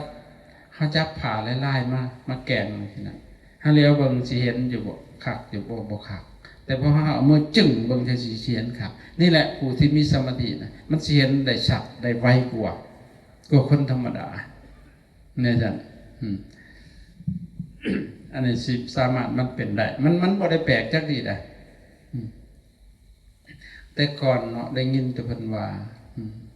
บัดพอมันเป็นโอ้ยมันบ่ได้เงืดได้เดี๋ยวนี้อาจารย์บ่ได้ตื่นเต้นจักดีเลยเขาเป็นหันเป็นนี่นะแต่ก่อนไปอ่านหนังสือได้ฟังมาเรื่องสมณเณรสังกิจจะพวกอันคนกินเดนเอาไปเสียบไปขานะพ้นดาบใส่เสยแล้วงามาตัดมันบ่เข้านะรีบเพิ่นนั่นแหละมีครั้งหนึ่งอันนี้เฮาบ่ได้เป็นฤทธิ์หยังดอกมันเป็นสภาวะชั่วขณะซื่อๆเฮาปฏิบัติไปลมหายใจมันเบิดมันเย็นจนจักสิว่าจังได๋มันบ่แม่นหนาวก็บ่แม่นทางฉันเก็บแดดเต็มฟ้านี่เฮาก็หนาวในใจสั่นอยู่นี่เบิ่งผิวมันออกใสทุกคุมคนพุ่นแหละคือมันพองตาเฮาก็เป็นประกายออกพระเขาจะนั่งเขาจะออกหอนออกล้นหมดเจาะเขาจะเหงื่อแตกย่างขามทงไปลงอุโบสถพระมันมีน้ำออกหยาหยกเนาะอยู่ในกันหน้าพระใส่เกือบไปกระย่องแย่งไปจะของย่างหูดไปเลยมันโบปักเข้าไปบัดตีนนะมันนุ่มบัดเลยคือว่ามันบุ่มละเอียดยังก็บุ่มเข้าไปนะมันนุ่มบัดเลยมันน่าสะใจเลยเอาตีนไปเหยียบมองมันแข็งมันก็มุ่มเขามันโบบาดเฮาน้ำมันจะโยกก็ย่างฟาดไปเลยมันโบปากเว้ยพอมันนุ่มไปบัดเลยกูเป็นหนังว่าเพิ่นว่าตะกี้เพิ่นเฮาบ่ได้เฮียนบ่ได้ยับหยังเลยคือเอาจิตเข้าไปวัดเอาเลยเพิ่นบอกให้เฮ็ดนั่นก็เฮ็ดเด้แล้วก็แค่เอาก็คือพลาสติกเว้ยเอามือยัดเข้าไปกัดจนหัวสั่นพุ่นมันก็บุ้มเข้าซื่อๆมือนี่แค่ก็คือว่ามันอ่อนเบิดมันเป็นอารมณ์เป็นความรู้สึกจับมือบิดหักไปทำได้ก็ได้บาดคือหนาวคือบ่หนาวจักมันสิว่านั่นใดข้างฉันเก็บมันเป็นก็เลยว่ามันบ่แปลกดอกที่ยังฟันบ่เข้านี่มันนุ่มมันสิไปเข้าได้จังได๋นะนุ่มไปหมดเลยเอาให้พวกเจ้าลองเอานูนพลนูนหันขึ้นฟ้าแล้วเอามีดเขาฟันลงแค่รถพอดีจามกับพวกเขาแม่นแต่ว่าเห็นบ่มันที่เป็นลักษณะมันคือนุ่มนวลเสียเหลือเกินนะมันเป็นต่างก็เลยว่ามันบ่แปลกดอกนะเพิ่นว่าหูว่าละจิตคนอื่นมันก็บ่แปลก เพราะว่าแนวคิดเขาเจ้าเนี่ยเขาเจ้าคิดออกมามันเป็นเสียงบ่หาเห็นว่ามันสิได้ยินได้ในสิ่งที่แปลกๆกันแต่ว่ามันเป็นได้อันนี้อาจารย์บ่ได้เงือบเลยอันนี้แหละสิเกิดหลายๆอย่างเกิดฤทธิ์เกิดเดชประการที่สองและอีกประการที่สามมันสิเกิดสติสัมปชัญญะตัวนี้แหละดีคำตัวนี้นะเขาจะสติสัมปชัญญะสตินี่คือความรู้สึกตัวความระลึกหูมือนะสัมปชัญญะคือความรู้สึกตัวทั่วพร้อมหูพร้อมโอ้คำนั้นเป็นสัมปชัญญะนี่มันเสียบริตกใจได้อันสิเกิดนั่งขึ้นก็ทำมันสิหูพร้อมเขานั่งอยู่อย่างสิเขานั่งเบิ่งลมหายใจดีๆมีผู้นึงเอาระเบิดมาถิ่มในทางหลังมันบ่ได้ตื่นได้เพราะมันสิหูพร้อมแล้วกับสิ่งที่มันสิระเบิดนะก็แต่ว่ามันสิดึงมันสิบ่เข้าไปในหูเฮาเลยสักสิ่งของนั้นมันอุปมาคือกันกับเอาลูกมาโป่งมาแขวนไว้มาปุ้งนะแล้วเดี๋ยวขีนใส่บัดมันสิเด่นออกเลยขีนตึ้งแบบนั้นแหละมันม่วน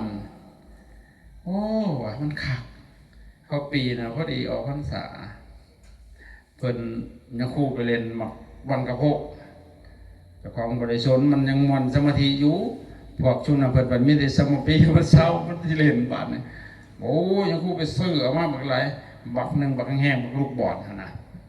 เจ้าของกับเขากุฏิหน่อยล็อกไว้เขาโยนเข้าไปตารางว่ามันกุดสิปีนพู้นแล้วได้ยินเสียงมันพร้อมอีดตับเลยได้มันบ่ได้ต้มเลยมันดังป๊อกอันตัวสัมปชัญญะมันสกัดเลยป๊อกป๊อกควันมันโอ้ยมันไฟใหม่กุดมึงจุดแล้วมึงมีเงินหลายมันก็นั่งจังหวะอีกป๊อกปี๊ดป๊อกมวนซ้ำมันบ่เข้าไปตึ้มให้ตื่นนั่นนี่บอกเห็นหรอนั่นแหละมันดีต่อต่อมาก็เป็นไปเพื่อความสิ้นอาสวะก็ต่อเมื่อได้สมาธิสุ่มนี้มาต่อยอดให้การเจริญวิปัสสนานี่แหละเจริญวิปัสสนากับเจริญสมถะมันต่างกันสมถะสิมุ่งเอาที่ความสงบบริสุทธิ์อย่างอื่นแต่วิปัสสนาเนี่ยบริวารเรื่องความสงบแต่ว่าความสงบสิตามมาทีหลังตาสิมาแยกสมถะกับวิปัสสนาเนี่ยกันยาวเนาะอารมณ์ของสมถะ40มันเรียกว่ากรรมฐาน40อารมณ์ของวิปัสสนา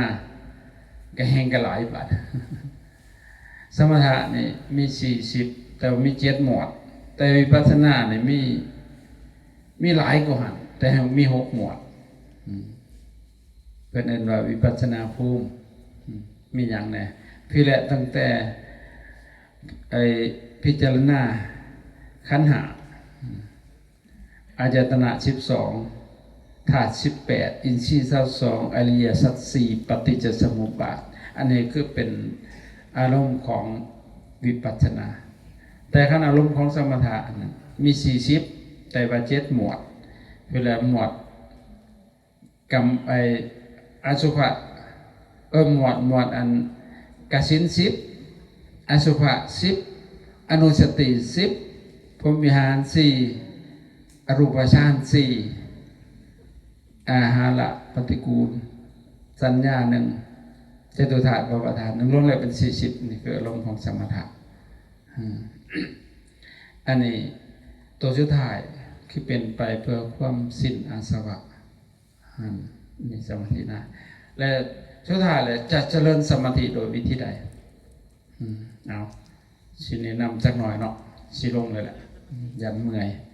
ลงแล้วก็สิเมื่อพร้อมได้พออยู่วัดเพิ่นอยู่ปริวาสกันดูอยู่วัดนะพระเพิ่นมาเข้าอยู่ภายในพระอาจารย์เปิดทุกเดือนละเทื่อพระ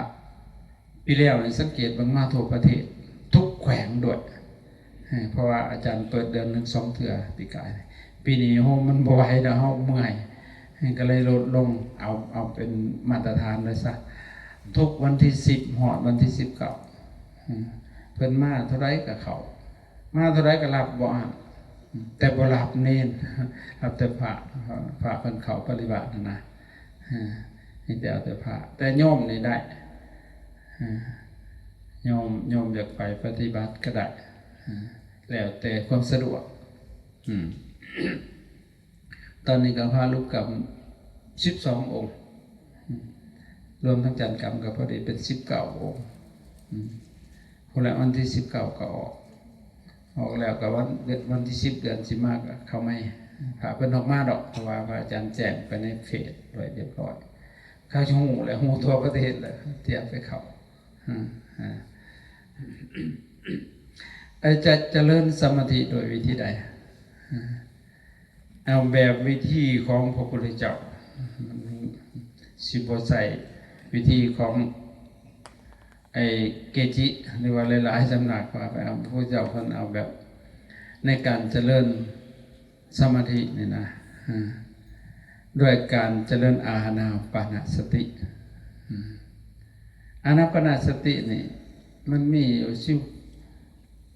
16 ขั้นตอนแต่ไม่4จตุกะที่1เพิ่นในมหาปฏิปทานสติปัฏฐาน4นะคือหมวดกายมี4หมวดที่2หมวดเวทนาก็มี4หัวข้อหมวดที่3หมวดจิตก็มี4หัวข้อหมวดที่4หมวดธรรมก็4หัวข้อ16นี่วิธีเจริญสมาธิของพระวิภาคเจ้าเป็นได้ทั้ง2อย่างทั้งสมถะและวิปัสสนาอานาปานสตินี่นะพี่แหละเริ่มเฮ็ดทำอิฐเพิ่นเตรียมโตคือเฮามักเว้ากันว่าบริกรรมจริงๆมันบ่ถูกคำว่าบริกรรมมาจากคำว่าปริกรรมะการเตรียมโตเบื้องต้นอันนี้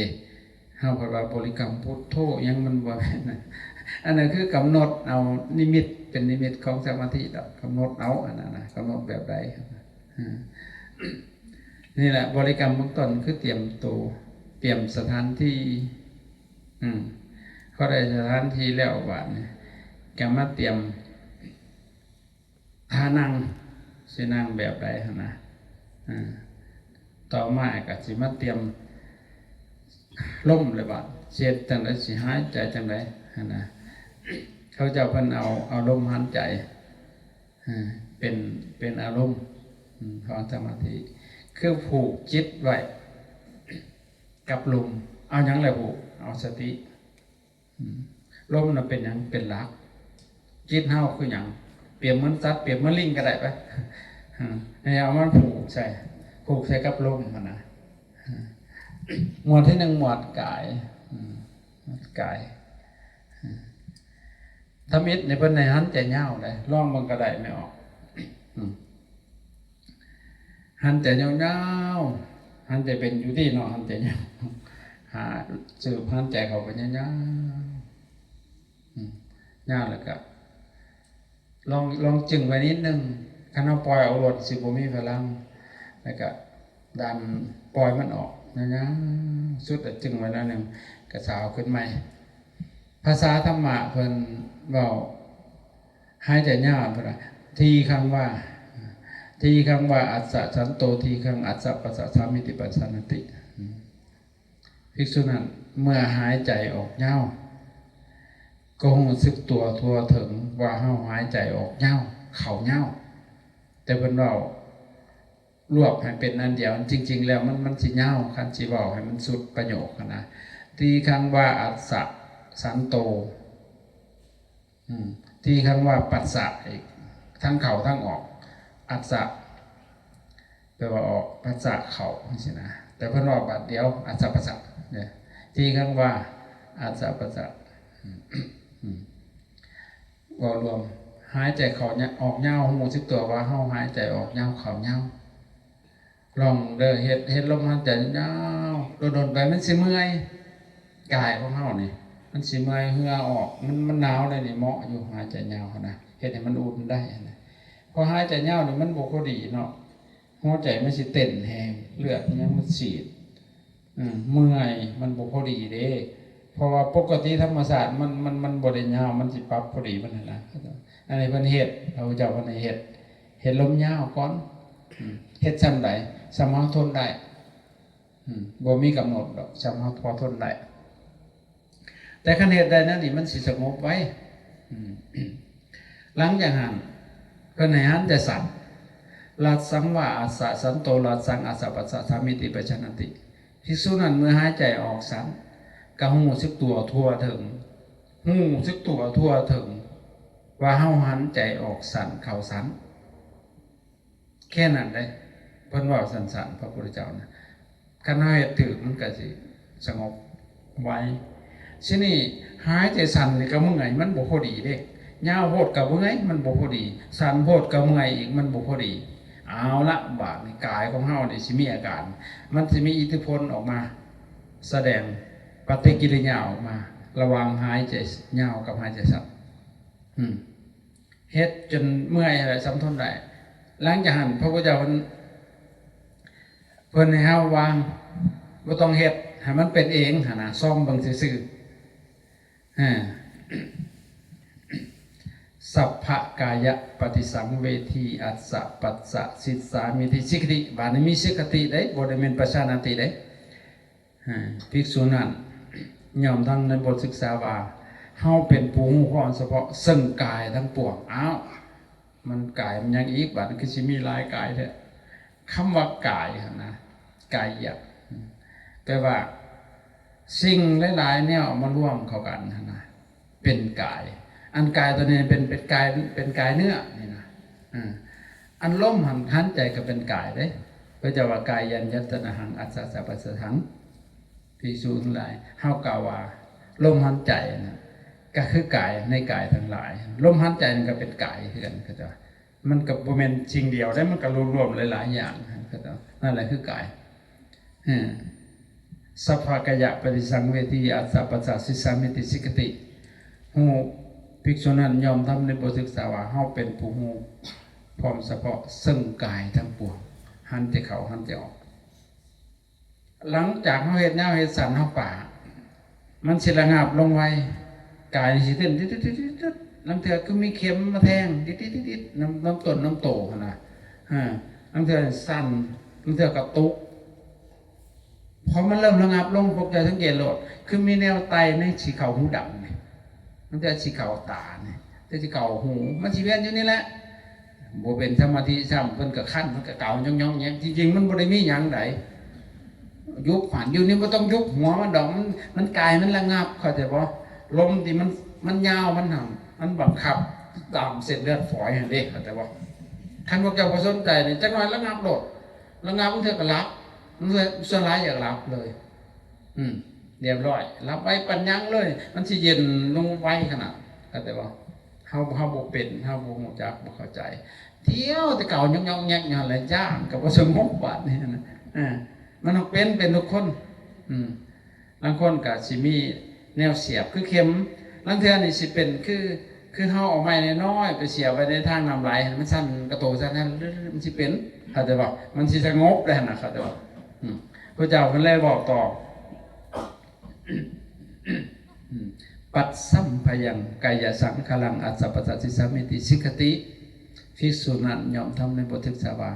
เฮาเป็นผู้ทำกายสังขารให้ระงับคำนั้นเป็นอาจารย์นิ่งๆอยู่บ้านล้อมรวมในลมหายใจมันสิหายไปลมหายใจมันสิน้อยลงหลังจากหันมิดบ่หายใจโดนมันสิจิกมาอีกลงมาโอ้ตอนปฏิบัติใหม่มันเป็นเว้ยนั่งไปนั่งมาลมหายใจน้อยลงเอ้าบัดนี้รู้สึกว่าโตเฮามันยืดขึ้นเว้ยยืดขึ้นบักยาวเอ้ามันคือสูงนั่งอยู่ในขีดินเนี่ยคืออยู่เทิงธรรมะนี่มันคือสูงแท้ก็ได้เอามืองมเบิ่งมือก็คือว่าบักยาวจับบนขีดินน่ะหอกบ่ได้มือตาได้งมเบิ่งอยู่นั่งอยู่นั่งไปเอาสูงขึ้นอีกแล้วบัดมันความรู้สึกซื่อๆมันบ่สูงตายมันดอกมันเป็นความรู้สึกขนาดเที่ยวจอบแต่เบิ่งขี้ดินจะมันไปคนแม่นผู้อื่นเขาจอบเบิ่งเฮาก็สิว่าเป็นบ้า นั่งไปอีกวันโตใหญ่บาดโอ้โหโตยังคือมันใหญ่กระโดดจะคือสูบลมรถขับวัดโตขนาดโอ้ยมันคือมันจิตแตกกล้มหมดแหละบางคนรู้สึกนะโอ้ขวายังคือใหญ่แน่นบัดได้กระจายของมันเบิ่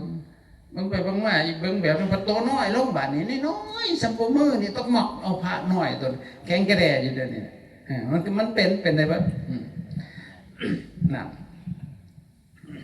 หลังจากนั้นลมหายใจมันเบิดเย็นบาดเกิดปิติเกิดสุขเห็นป่ะมันก็เป็นได้เห็นป่ะหลังจากลมเบิดมาหอนนี้เนี่ยถ้าหากว่าเข้าดึงลมดึงลมติดกับลมมันแห้งขึ้นเนี่ยมันสิดูดฟับเข้าไปเลยมันดึงแล้วมันดูดพับเข้าไปเลยก็เป็นได้เข้าไปสู่อันความสงบเป็นอันหนึ่งเดียวกับลมมันก็จะกึบเข้าไปเลยเอกทิพย์ก็โตเงียบติดเลยคัดประเภทเนี่ยมันจะเข้าไปสู่ฌานแต่บางคนการเข้ามันสิต่างกันมันสิดูดเข้าไปต่างกันนะครับบางคนสิก็ค่อยลมหันน้อยสงบเย็นจิตมันสิคอยเข้าไปมันสิบ่ดูดแห้งแต่บางคนแห้งได้ดูดวับบาดเดียวเลยหรอกหายวับเลยก็มีบาดอ้าวเป็นอย่างนั้นเลยตื่นบ่เลยตกใจบ่เลยเป็นทวีนางมองลมอยู่ดีๆพอเช็ดอยากคืออันทงยางพลาสติกนี่ไฟใหม่เอาชิบหายกูไปใช้ระบาดเนี่ยต้นโตมันบ่มีมันหายไปเข้าใจแล้วโอ้อันนี้เนาะโหโกแมนตัวตนแน่เห็นว่ามันสิหูขึ้นมาได้เลยมันบ่มีมันเหลือแต่ขันธ์สี่ฮะเหลือแต่เวทนาสัญญาสังขารวิญญาณมันจำได้ว่าแต่มันบ่มีตัวมันบ่รู้สึกว่ามันมีอ่ะมันสิเป็นจังซั่นก็ได้อีกแบบนึงนะอันนี้คือจบจตุกะที่หนึ่งมันสิมาแยกเป็นแบบนึงมันสิเข้าไปสู่สมาธิขันธ์ใหญ่ๆขึ้นไปอีกแบบนึงมันสิมาทางวิปัสสนาหลังจากเกิดปิติบาดปิตินี่เป็นหลายอย่างคนลุกคนพองแม่นแหละปิติเลยอันแต่ก็เป็นแสงนั่งอยู่ดิคือว่ามันเป็นแสงแล้วคือเป็นแสงอันน้อยๆแล้วแต่ก็เป็นแสงอย่างแต่มันไม่สว่างออกมาแต่คือยังไฟนี่แหละมันต้องคนมือตาเบิ่งมันเป็นฉันอันนั้นปิติอันแต่ตัวเบาตัวลอยอันปิติหลายคนได้เป็นผู้ปฏิบัติโดนฮอดกุฏิกูก็มีมันเป็นก็จะบอกบ่แม่นเฮาเป็นเพิ่นลงเข้าไปเป็นมันได้บานไปเลยบานทั้งเบิดก็คือลืมลมพระพุทธเจ้าอยากให้เฮาหลงท่านก็เลยบอกว่าปีติปฏิสังเวทีอัสสะปัสสะสิสัมมิติสิกติภิกษุนั้นนำทำในบทศึกษาเฮาเป็นผู้พร้อมเฉพาะซึ่งปิติหันจะเข้าหันจะออกนี่คือบ่ได้ปาลมท่านปาลมแล้วติดเฉพาะไปทางในเลยแหละคืออยู่กับลมตลอดฮู้ว่ามันเป็นปิติแต่ปิติตัวมันดีหั่นเพราะนั่นน่ะพลานาปิติมันซาบอยู่ในกายของเฮาตลอดสบายกันแบบนี้นะนั่งม่วนหั่นน่ะแล้วปิติไปมันก็เข้าไปสู่สุขปฏิสังเวทีอัสสะปัสสะสิสัมมิติสิกติอันนี้คือหมวดเวทนาต่อเข้ากันกับจิตสุขมหาสุขนี่แหละลายมังใหม่ครับลายมังใหม่เลยแล้วมหาสุขนี่ผู้ปฏิบัตินะ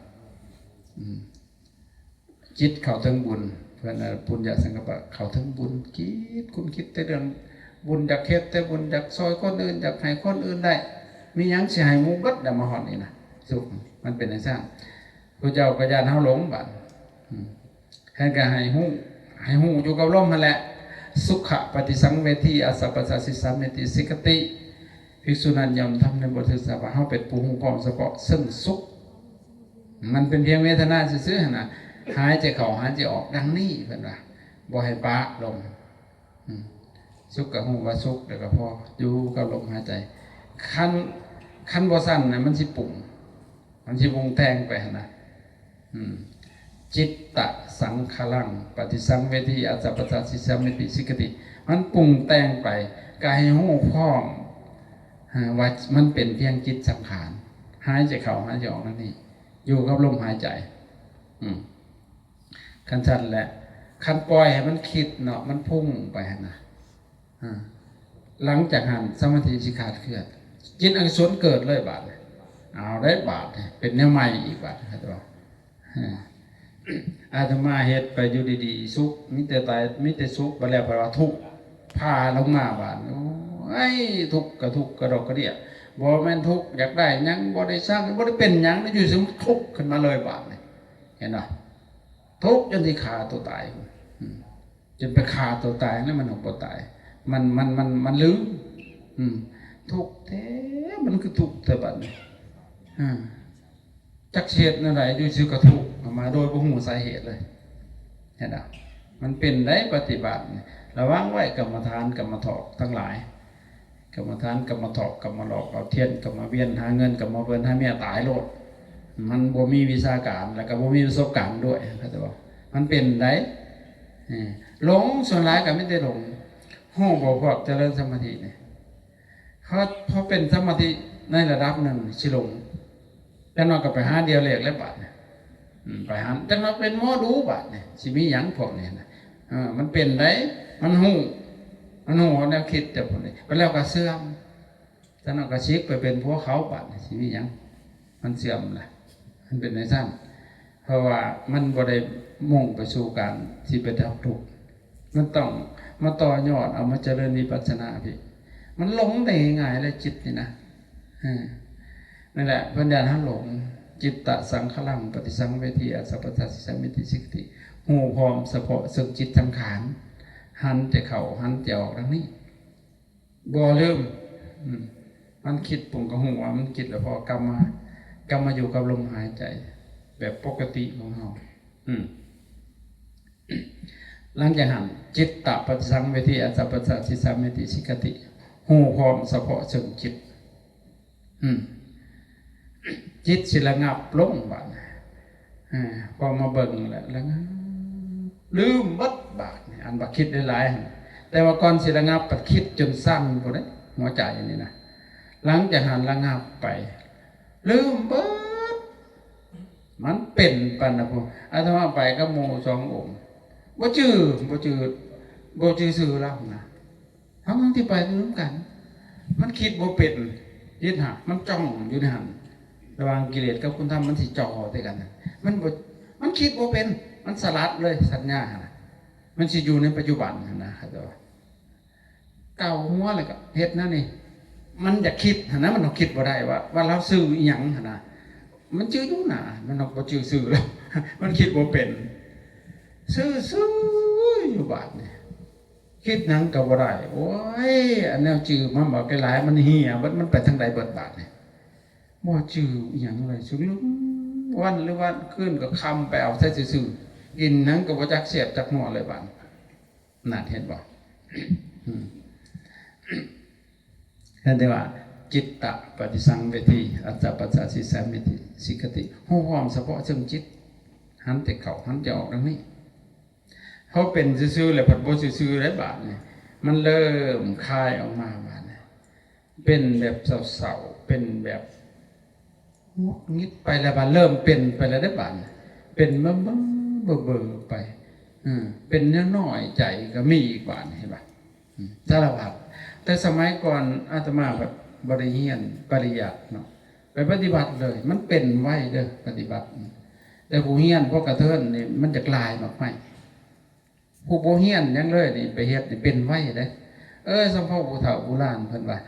ตาดีไปคล้องสร้าง3 วันกลับมาเป้าบัดตาบอดไปคล้องสร้างบ่พอมือได้ขี่ม้าพวกเฮียนนี่ก็ลายเป็นเสื้อกระดาษเท่านั้นนะก็บ่แม่นว่าดูถูกพวกเฮียนได้คันเฮียนหู้อีหลีละเอียดอีหลีสอดส่องเข้าไปมันสิดีบ่เห็นบ่อัญญทานปุติละมันบ่ได้นับได้อันปริยัติเท่าซุมื้อนี่นะเราหันพระไตรปิฎกเกินทีบ่แต่เราหอกบ่ได้มีเวลาสิเอามาเข้าสู่ปฏิบัตินะเอาจิตไปสอดส่องนะครับเราก็เป็นปุถุชนอยู่ลูกศิษย์เราเป็นพระอรหันต์บัดเราเป็นปุถุชนถามมาแล้วพระไตรปิฎกเกินทีบ่ได้เปิด iPad เลยแล้วมันบันระดับใดแหละแต่ก็ยังเป็นปุถุชนอยู่สมาธิก็บ่เป็นอภิสบาน มันบาดนี้พอไปกราบพระพุทธเจ้าพระเจ้าบอกว่าโมฆะบุรุษเอ้าล่าเลยน้อยใจให้ตัวเองโมฆะบุรุษคำพี่เป่าแบบว่าเครียดให้เจ้าของพระพุทธเจ้าปยอกเจ้าไปปฏิบัตินำเนรพอเฮี้ยนหลายนั่นเถื่อนนี่ก็มีมานะทิฏฐิได้มีอัตตาตัวตนเพราะว่าการเฮี้ยนเนี่ยมันสิมีปริยัติมันสิมีหลายอย่างหนึ่งอรหัตถุปริยัติแบบจับหางงูผิดศึกษาเพื่อที่ยกตนของท่านมันอัตตาตัวตนพัดใหญ่ขึ้นบาดเนี่ยมันต้องนิสรณัตถปริยัติเฮี้ยนเพื่อสิฮู้เพื่อสินำเอามาปฏิบัติให้มันถือเฮ็ดจังไดสมาธิเนี่ยมันแบบใดเฮี้ยนสอดส่องเข้าไปวิปัสสนาเนี่ยมันเป็นจังไดวิแปลว่าแจ้งปัสสนาเห็นแจ้งตามมันเป็นจริงตามธรรมนั่นแหละถ้าต้องสอดส่องใจแยกซุ่มมาเนี่ยแล้วก็มาเฮ็ดอิริมาเฮ็ดเบิ่งบาดเนี่ยนั่นเฮี้ยนเพื่อสิฮู้สิบ่แม่นเพื่อสิเอาไปเถียงกันซุมื้อในแบกคำพี่ไปเถียงกันเลยมันสิเกิดประโยชน์หยังแหละบาดเนี่ยการเฮี้ยนวินัยก็เอาวินัยไปเถียงกันเอาตีบาดเนี่ยโยมกับพ่อโยมอีกหลายเรื่องวินัยมันบ่แม่นหน้าที่ของเฮาซักแม่นแท้นะไปเบิ่งตินางวิสาขาเราเคยไปจับจ้วงพระนะเราก็รักษาศีลเราก็ปฏิบัติของเราอุปถากของเราเอาซุ่มนี้มาเป็นต้นแบบโลกบ่มีอนันทบิณฑิกเศรษฐีชีวกกุมารพักยังคู่นี่บวชมายังมือเศร้ามาใส่ปัวขี้กากมือแรงกับซิกเราก็บ่ได้ให้ซับเราไปขอพรนำพระพุทธเจ้าพุทธญาณเขาปลอมตัวเขามาบวชมันสิยุ่งต่อไปมันบ่มีศรัทธาเห็นบ่นั่นคืออริยสาวกแท้ๆซุมื้อนี้มาเถียงกันเปิดเพจใส่กันเลยบาดนี่บ่เกิดประโยชน์นั่งดอกอาตมาว่ามันหูเลยไปเฮานี่หูเพื่อสินำมาปฏิบัติเพื่อสิจัดการกับกิเลสเฮานี่นะเฮ็ดจังไดมันสิลดลงไปหั่นนะเข้าใจบ่หั่นนั่นเพราะนั้นว่านิสรณัตถปริยัติอีกปริยัติอันหนึ่งพันธาคาลิกปริยัติแบบคุ้นข้ามเฮียนแล้วเข้าใจแล้วปฏิบัติแล้วก็มารวบรวมคำสอนเพื่อสิอนุเคราะห์ชนที่มาเบื้องหลังปัจฉิมานุกรรมปมานัสสาตัวนี้สิเป็นประโยชน์แต่อาจารย์มาเบิ่งในบ้านเฮาในซุมื้อโอ้ยสารพัดเลยอิหยังคือบ่พากันมาปฏิบัติท่านคือสิเป็นหลายกันจังซั่นนั่นเถียงกันผิดกันเอาไปมาแตกกันเบิดเลยบาดโยมกับพ่อโยมพระกับพ่อพระเนี่ยแยกเส้นสายไปเลยมันบ่เกิดประโยชน์ได้น่ะดีบ่ดีมันก็สิเป็นบาปซ้ำให้ได้ทรงแตกแยกกันนะเป้าหมายอะไรเฮียนเพื่อสินำมาปฏิบัตินั่นเป็นที่แต่ว่าถ้าเราเข้าใจที่ถูกต้องเอามาปฏิบัติมันจะเกิดประโยชน์จากปริยัติก็สิเข้าไปสู่ปฏิบัติที่ถูกต้องปริยัติถูกต้องแล้วก็สิเข้าไปสู่ปฏิเวทปฏิบิทะการแทงตลอดธรรมที่ถูกต้องหลุดพ้นอย่างถูกต้องอาจารย์หลังจากหันจิตมันเป็นดังสี่แล้วมันเศร้ามันซึมมันหน่อยใจวิเวกว่างมันเป็นอย่างสัตว์เลยพระเจ้ามันก็เลยว่าไปต่อว่าอภิปโมทยังจิตตังทำให้จิตมันปะโมกน้อมนึกไปในสิ่งใดสิ่งที่มันเป็นกุศลนะเฮาได้ศึกษาได้เราเรียนมานะเดี๋ยวน้อมนึกไปถึงโยมก็ดีโยมเขาจะให้ความอุปถัมภ์เฮาเขานำโภชนาหารน้อมนึกไปไปบุญไปหาเขาเฮ็ดแบบสิมันก็สิเกิดปิติปราโมทย์หรือว่าน้อมนึกทำบังหมวดที่เฮาได้ศึกษามาได้ฟังมาก็ดีได้ศึกษาเราเรียนมาก็ดีเช่นให้จิตนะมันแจ่มชื่นเบิกบานหลังจากหันอีกสมถะหังจิตตังเห็นให้จิตตั้งมันแต่ในหันเราไม่ได้ลืมลมหายใจต้องหันใจต้องเบิ่งหลังจากสุขสิ่งอย่างระงับลงมาเบิ่งลม อยู่กับลมในลมในเป็นหลักถ้าขาดหลักแหละเรียบร้อยเกิดวิปลาสส่วนหลายปฏิบัตินะเพราะขาดหลักเอาจะลองคิดเบิ้งเอาง่วงมามัดใส่หลักเนาะขั้นเสื้อขาดนี่ก็ไปตัวทีบเลยขั้นเสื้อบ่ขาดแต่หลักคนก็ไปตัวทีบเลยบาดนี่สันได้กับสันนั่นหลักมันอยู่ที่ลมหายใจพระเจ้าก็ได้เห็นป่าได้เอานะผมจะนำบางข้อสิออกไปมหานี่สมถะหังจิตตังทำให้จิตตั้งมั่นหันจะเข้าหันจะออกได้สมถะหังจิตตังอัจฉปัจจสิสามิติสิกติภิกษุนั้นยอมทำในบทศึกษาว่าเฮาเป็นผู้ทำจิตให้ตั้งมั่นอยู่หายใจออกหายใจเข้าหายใจเข้ามีอย่างบ่มีปล่อยลมหายใจออกหายใจเข้าครับหายจิตตั้งใจมันอยู่เห็นไหมหลังจากนั้นวิโมจะยังจิตตังอัจฉปัจจสิสามิติสิกติภิกษุนั้นยอมทำในบทศึกษาว่าเฮาเป็นผู้ทำจิตให้ปล่อยอยู่หายใจเข้าหายใจออกเห็นบอกว่าได้ป่าอะไรเข้าเคี่ยอยู่กับลมทำจิตให้ปล่อยมีอย่างจิตสิเป็นบวสิบันจิคิดยังขึ้นมาจิตตั้งขานก็ดีเป็นกุศลเป็นอกุศลเป็นทุกสิ่งอย่างขึ้นมาปล่อยหายใจเข้าหายใจออกว่าให้ติดข้างเลยนะในอารมณ์แต่ละอย่างสังเกตบ้างนี่อันนี้เขาสู้หมอดจิตหมอดเวทนาหมอดจิตมาขาบกันในสมตดหลังจากนี้คือเขาสู้หมอดจิตล้วนหลังจากหันอีกอนิจจานุปัสสีเขาสู้หมอดถ้ำบัดอนิจจานุปัสสีอัสสะปัสสะสิสามิติสิกติภิกษุนั้นยอมทำในบทศึกษาว่าเฮาเป็นผู้ตามเห็นซึ่งความบ่เที่ยงอยู่เป็นประจำหายใจเข้าหายใจออกดังนี้ตามเบิ้งอนุตามเนาะอสีตามเบิ้งตามเบิ้งความบ่เที่ยงกันอนิจจานุปัสสีตามเบิ้งความบ่เที่ยงอยู่เป็นประจำหันใจเข้าหันใจออกดังนี้เบิ้ง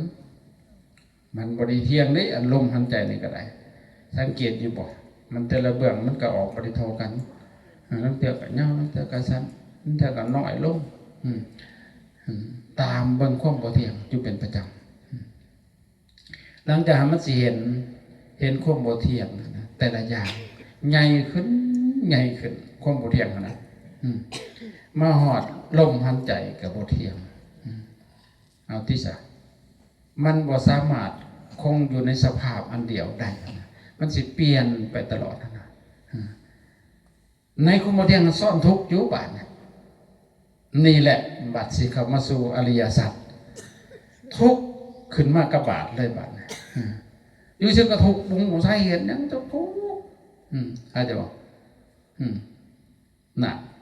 เพิ่นก็บอกว่าอะไรตะกี้อันต้นเนาะอริยสัจสี่มีอย่างไรทุกข์ได้มาก่อนทุกข์เป็นอย่างเป็นผลสมุทัยเป็นเหตุนิโรธเป็นผลมรรคเป็นเหตุสังเกตว่าเพิ่นเป็นอย่างคือเอาทุกข์มาก่อนเอาผลมาก่อนเลยเพราะว่าเฮาเห็นได้ง่ายพระเจ้าสอนในสิ่งที่เห็นได้ง่ายๆที่มันเป็นอยู่ไม่อยู่เขาจะบอกแต่ว่าเฮาบ่ได้ใจนี่แหละส่วนหลายก็มาเอาแต่ซ้ำบุญซ้ำยังกันนี่แหละปฏิบัติมานะพอมันถูกน้อยนึงมุนงิดไปแล้วบ่เอาแล้วเดี๋ยวขั้นเข้าไปหาหมอมันเป็นยังจะไปหาหมอมันทุกข์มันมีผลมาแล้วทุกข์มันเป็นผลแล้วหมอเห็นอย่างไรบ้างหมอกับปริญญาที่แล้วเห็นว่าทุกข์นี่ว่าก็ทุกข์เป็นอริยสัจเขาจะบอกทุกข์นี่เป็นสิ่งที่ควร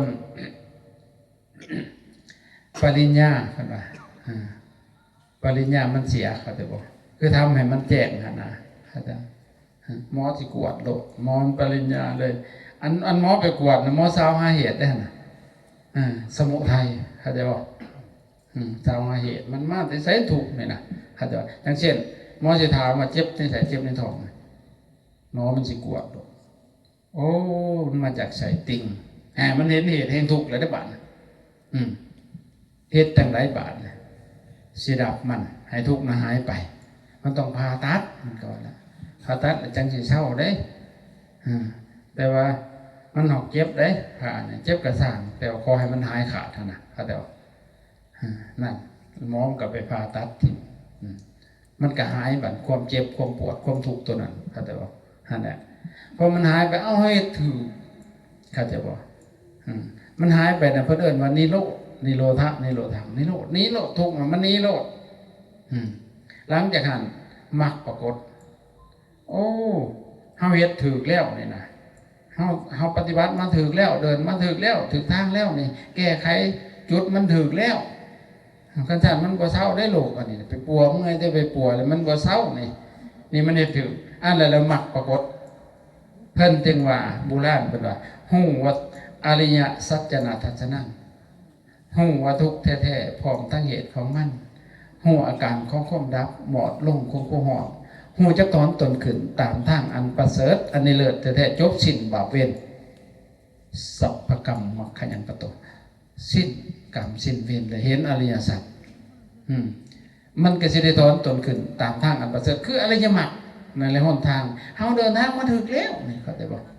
นั่นแหละนี่มันต้องมาเห็นความบ่เที่ยงเข้าใจบ่เห็นไหมหลังจากนั้นก็สิเกิดวิราคะจิตน่ะสิจางคายจากความยึดถือแต่ละอย่างนะจากที่เราเคยหักเคยสั่งเคยโกรธเคยเกลียดมันจางฮอลีนพูดแล้วว่ากินนั้นจนบ่ฮอดหูแซวของนัวมันจืดนะที่เราเคยยึดมั่นถือมั่นแต่ละอย่างจิตมันละบ่จักสนใจนะมันสลัดแต่มันจางมันจืดจางมันคายจากความยึดถือนะหลังจากมันก็ดับไปความยึดถือชุมนะเพราะนั่นแหละวิราคาตามเห็นความจางคายแล้วกับในหันแห่เบื้องลมอีกคือเก่าอัสสะปัสสะฮะเดี๋ยวหลังจากกันนิโรธานิโรธานุปัสสิอัสสะปัสสะสัมมติสิกติภิกษุนั้นยอมทำในบทสวดเฮาเป็นผู้ตามเห็นความดับก็เหลืออยู่เป็นประจำหันจะเข้าหันจะออกดังนี้นะยังก็เกิดขึ้นตั้งอยู่มันก็ดับไปมันดับไปของมันเองเกิดขึ้นเองดับไปเองขนาดแต่ต้นเฮาน่ะไปแอนตี้มันบ่ต้องการพอมันยังมีตัณหาครับคือความอยากนั่นแหละเห็นมันสุขก็อยากสุขอย่างมันตั้งอยู่จังซั่นมันบ่เที่ยงบัดมันก็ทุกข์อีกเขาจะบอกพอให้มันทุกข์ผัดบ่มักบาดนี่เขาจะบอกอยากให้มันเป็นดังอยากอันนี้เขาจะว่าเขาจะว่ายังกินจิสมุทยัมตัมมังสัพพันธังนิโรธธรรมติทำทั้งหลายมีความเกิดขึ้นเป็นธรรมดาทำทั้งหลายเหล่านั้นก็มีความดับไปเป็นธรรมดาไม่ต้องไปดับหัวมันดอกมันก็ดับของมันเองครับตัวพอมันเกิดเองดับเองครับตัวนี่นี่ตามเห็นความดับบ่เหลืออยู่เป็นประจำมันแต่ออกมันแต่เขาทั้งนี้หลังจากนี้จิตมันบ่เอาหวานปฏินิสขานุปัสสีอสัพพสัสสิสัมเมติสิกติภิกษุนั้นยอมทำในประเสริฐสวาเฮาเป็นผู้ตามเห็นซึ่งความสลัดคืนอยู่เป็นประจำหายใจเข้าหายใจออกนี่เย็นบอกขันที่16เลยตามเห็นความสลัดคืนเอาบ่นี่บ่แกงหัวเลยสลัดบ่เอาเลยบัดนี้มันเห็นถูกเห็นเราเห็นทุกอย่างเลยจิตสลัดบอกของเกี่ยวกับยึดแต่สิ่งนั้นนะครับตัวนี่แล้วก็เฝ้าเบิ่งลมนี่ก็อยู่กับลมหายใจเข้าหายใจออกนี่อันนี้คือหลักของการเจริญสมาธิภาวนาในอานาปานสติสูตรอนัตตมานอมนำมากล่าวเกณฑ์ว่าสมควรเก็บเวลาเนาะก็ขอจบไปเพียงเท่านี้ท้ายที่สุดนี้ก็ขออำนวยไว้พรในพวกเราทั้งหลายจงมีแต่ความสุขความเจริญมีสุขภาพพลานามัยเข้มแข็งทุกผู้ทุกคนทุกลูกทุกนามและขออำนาจบุญกุศลส่วนนี้จงได้มาล้อมรวมกันเป็นตบะเป็นเดชะเป็นพลปัจจัยเอื้ออำนวยนุส่งให้พวกเราทั้งหลายจงได้ประสบพบผ่านแต่สิ่งที่ดีๆงามๆในชีวิตของตนให้เจริญไปด้วยสัพยอดไมตรีจิตมิตรภาพความหักความแพงความหักความอบอุ่นในครอบครัวในงานสร้างต่างจากงานและสังคมให้เจริญไปด้วยอริยสัพภายในจิตใจ เจริญในศรัทธาเจริญในศีลเจริญในสุตตะเจริญในจักขะเจริญในปัญญาอริยญาณธรรมนำตนให้พ้นประจากกองทุกข์ในวัฏสงสารทั้งสุขอันไพบูรณ์กล่าวคือมรรคผลปณิพพานโดยทั่วกันทุกรูปทุกนามทุกท่านทุกคนเถิด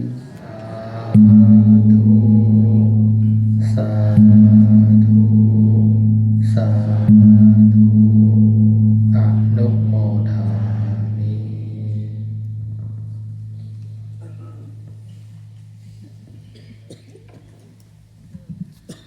เสร็จจบก็สิได้กลับด้วยเด้อ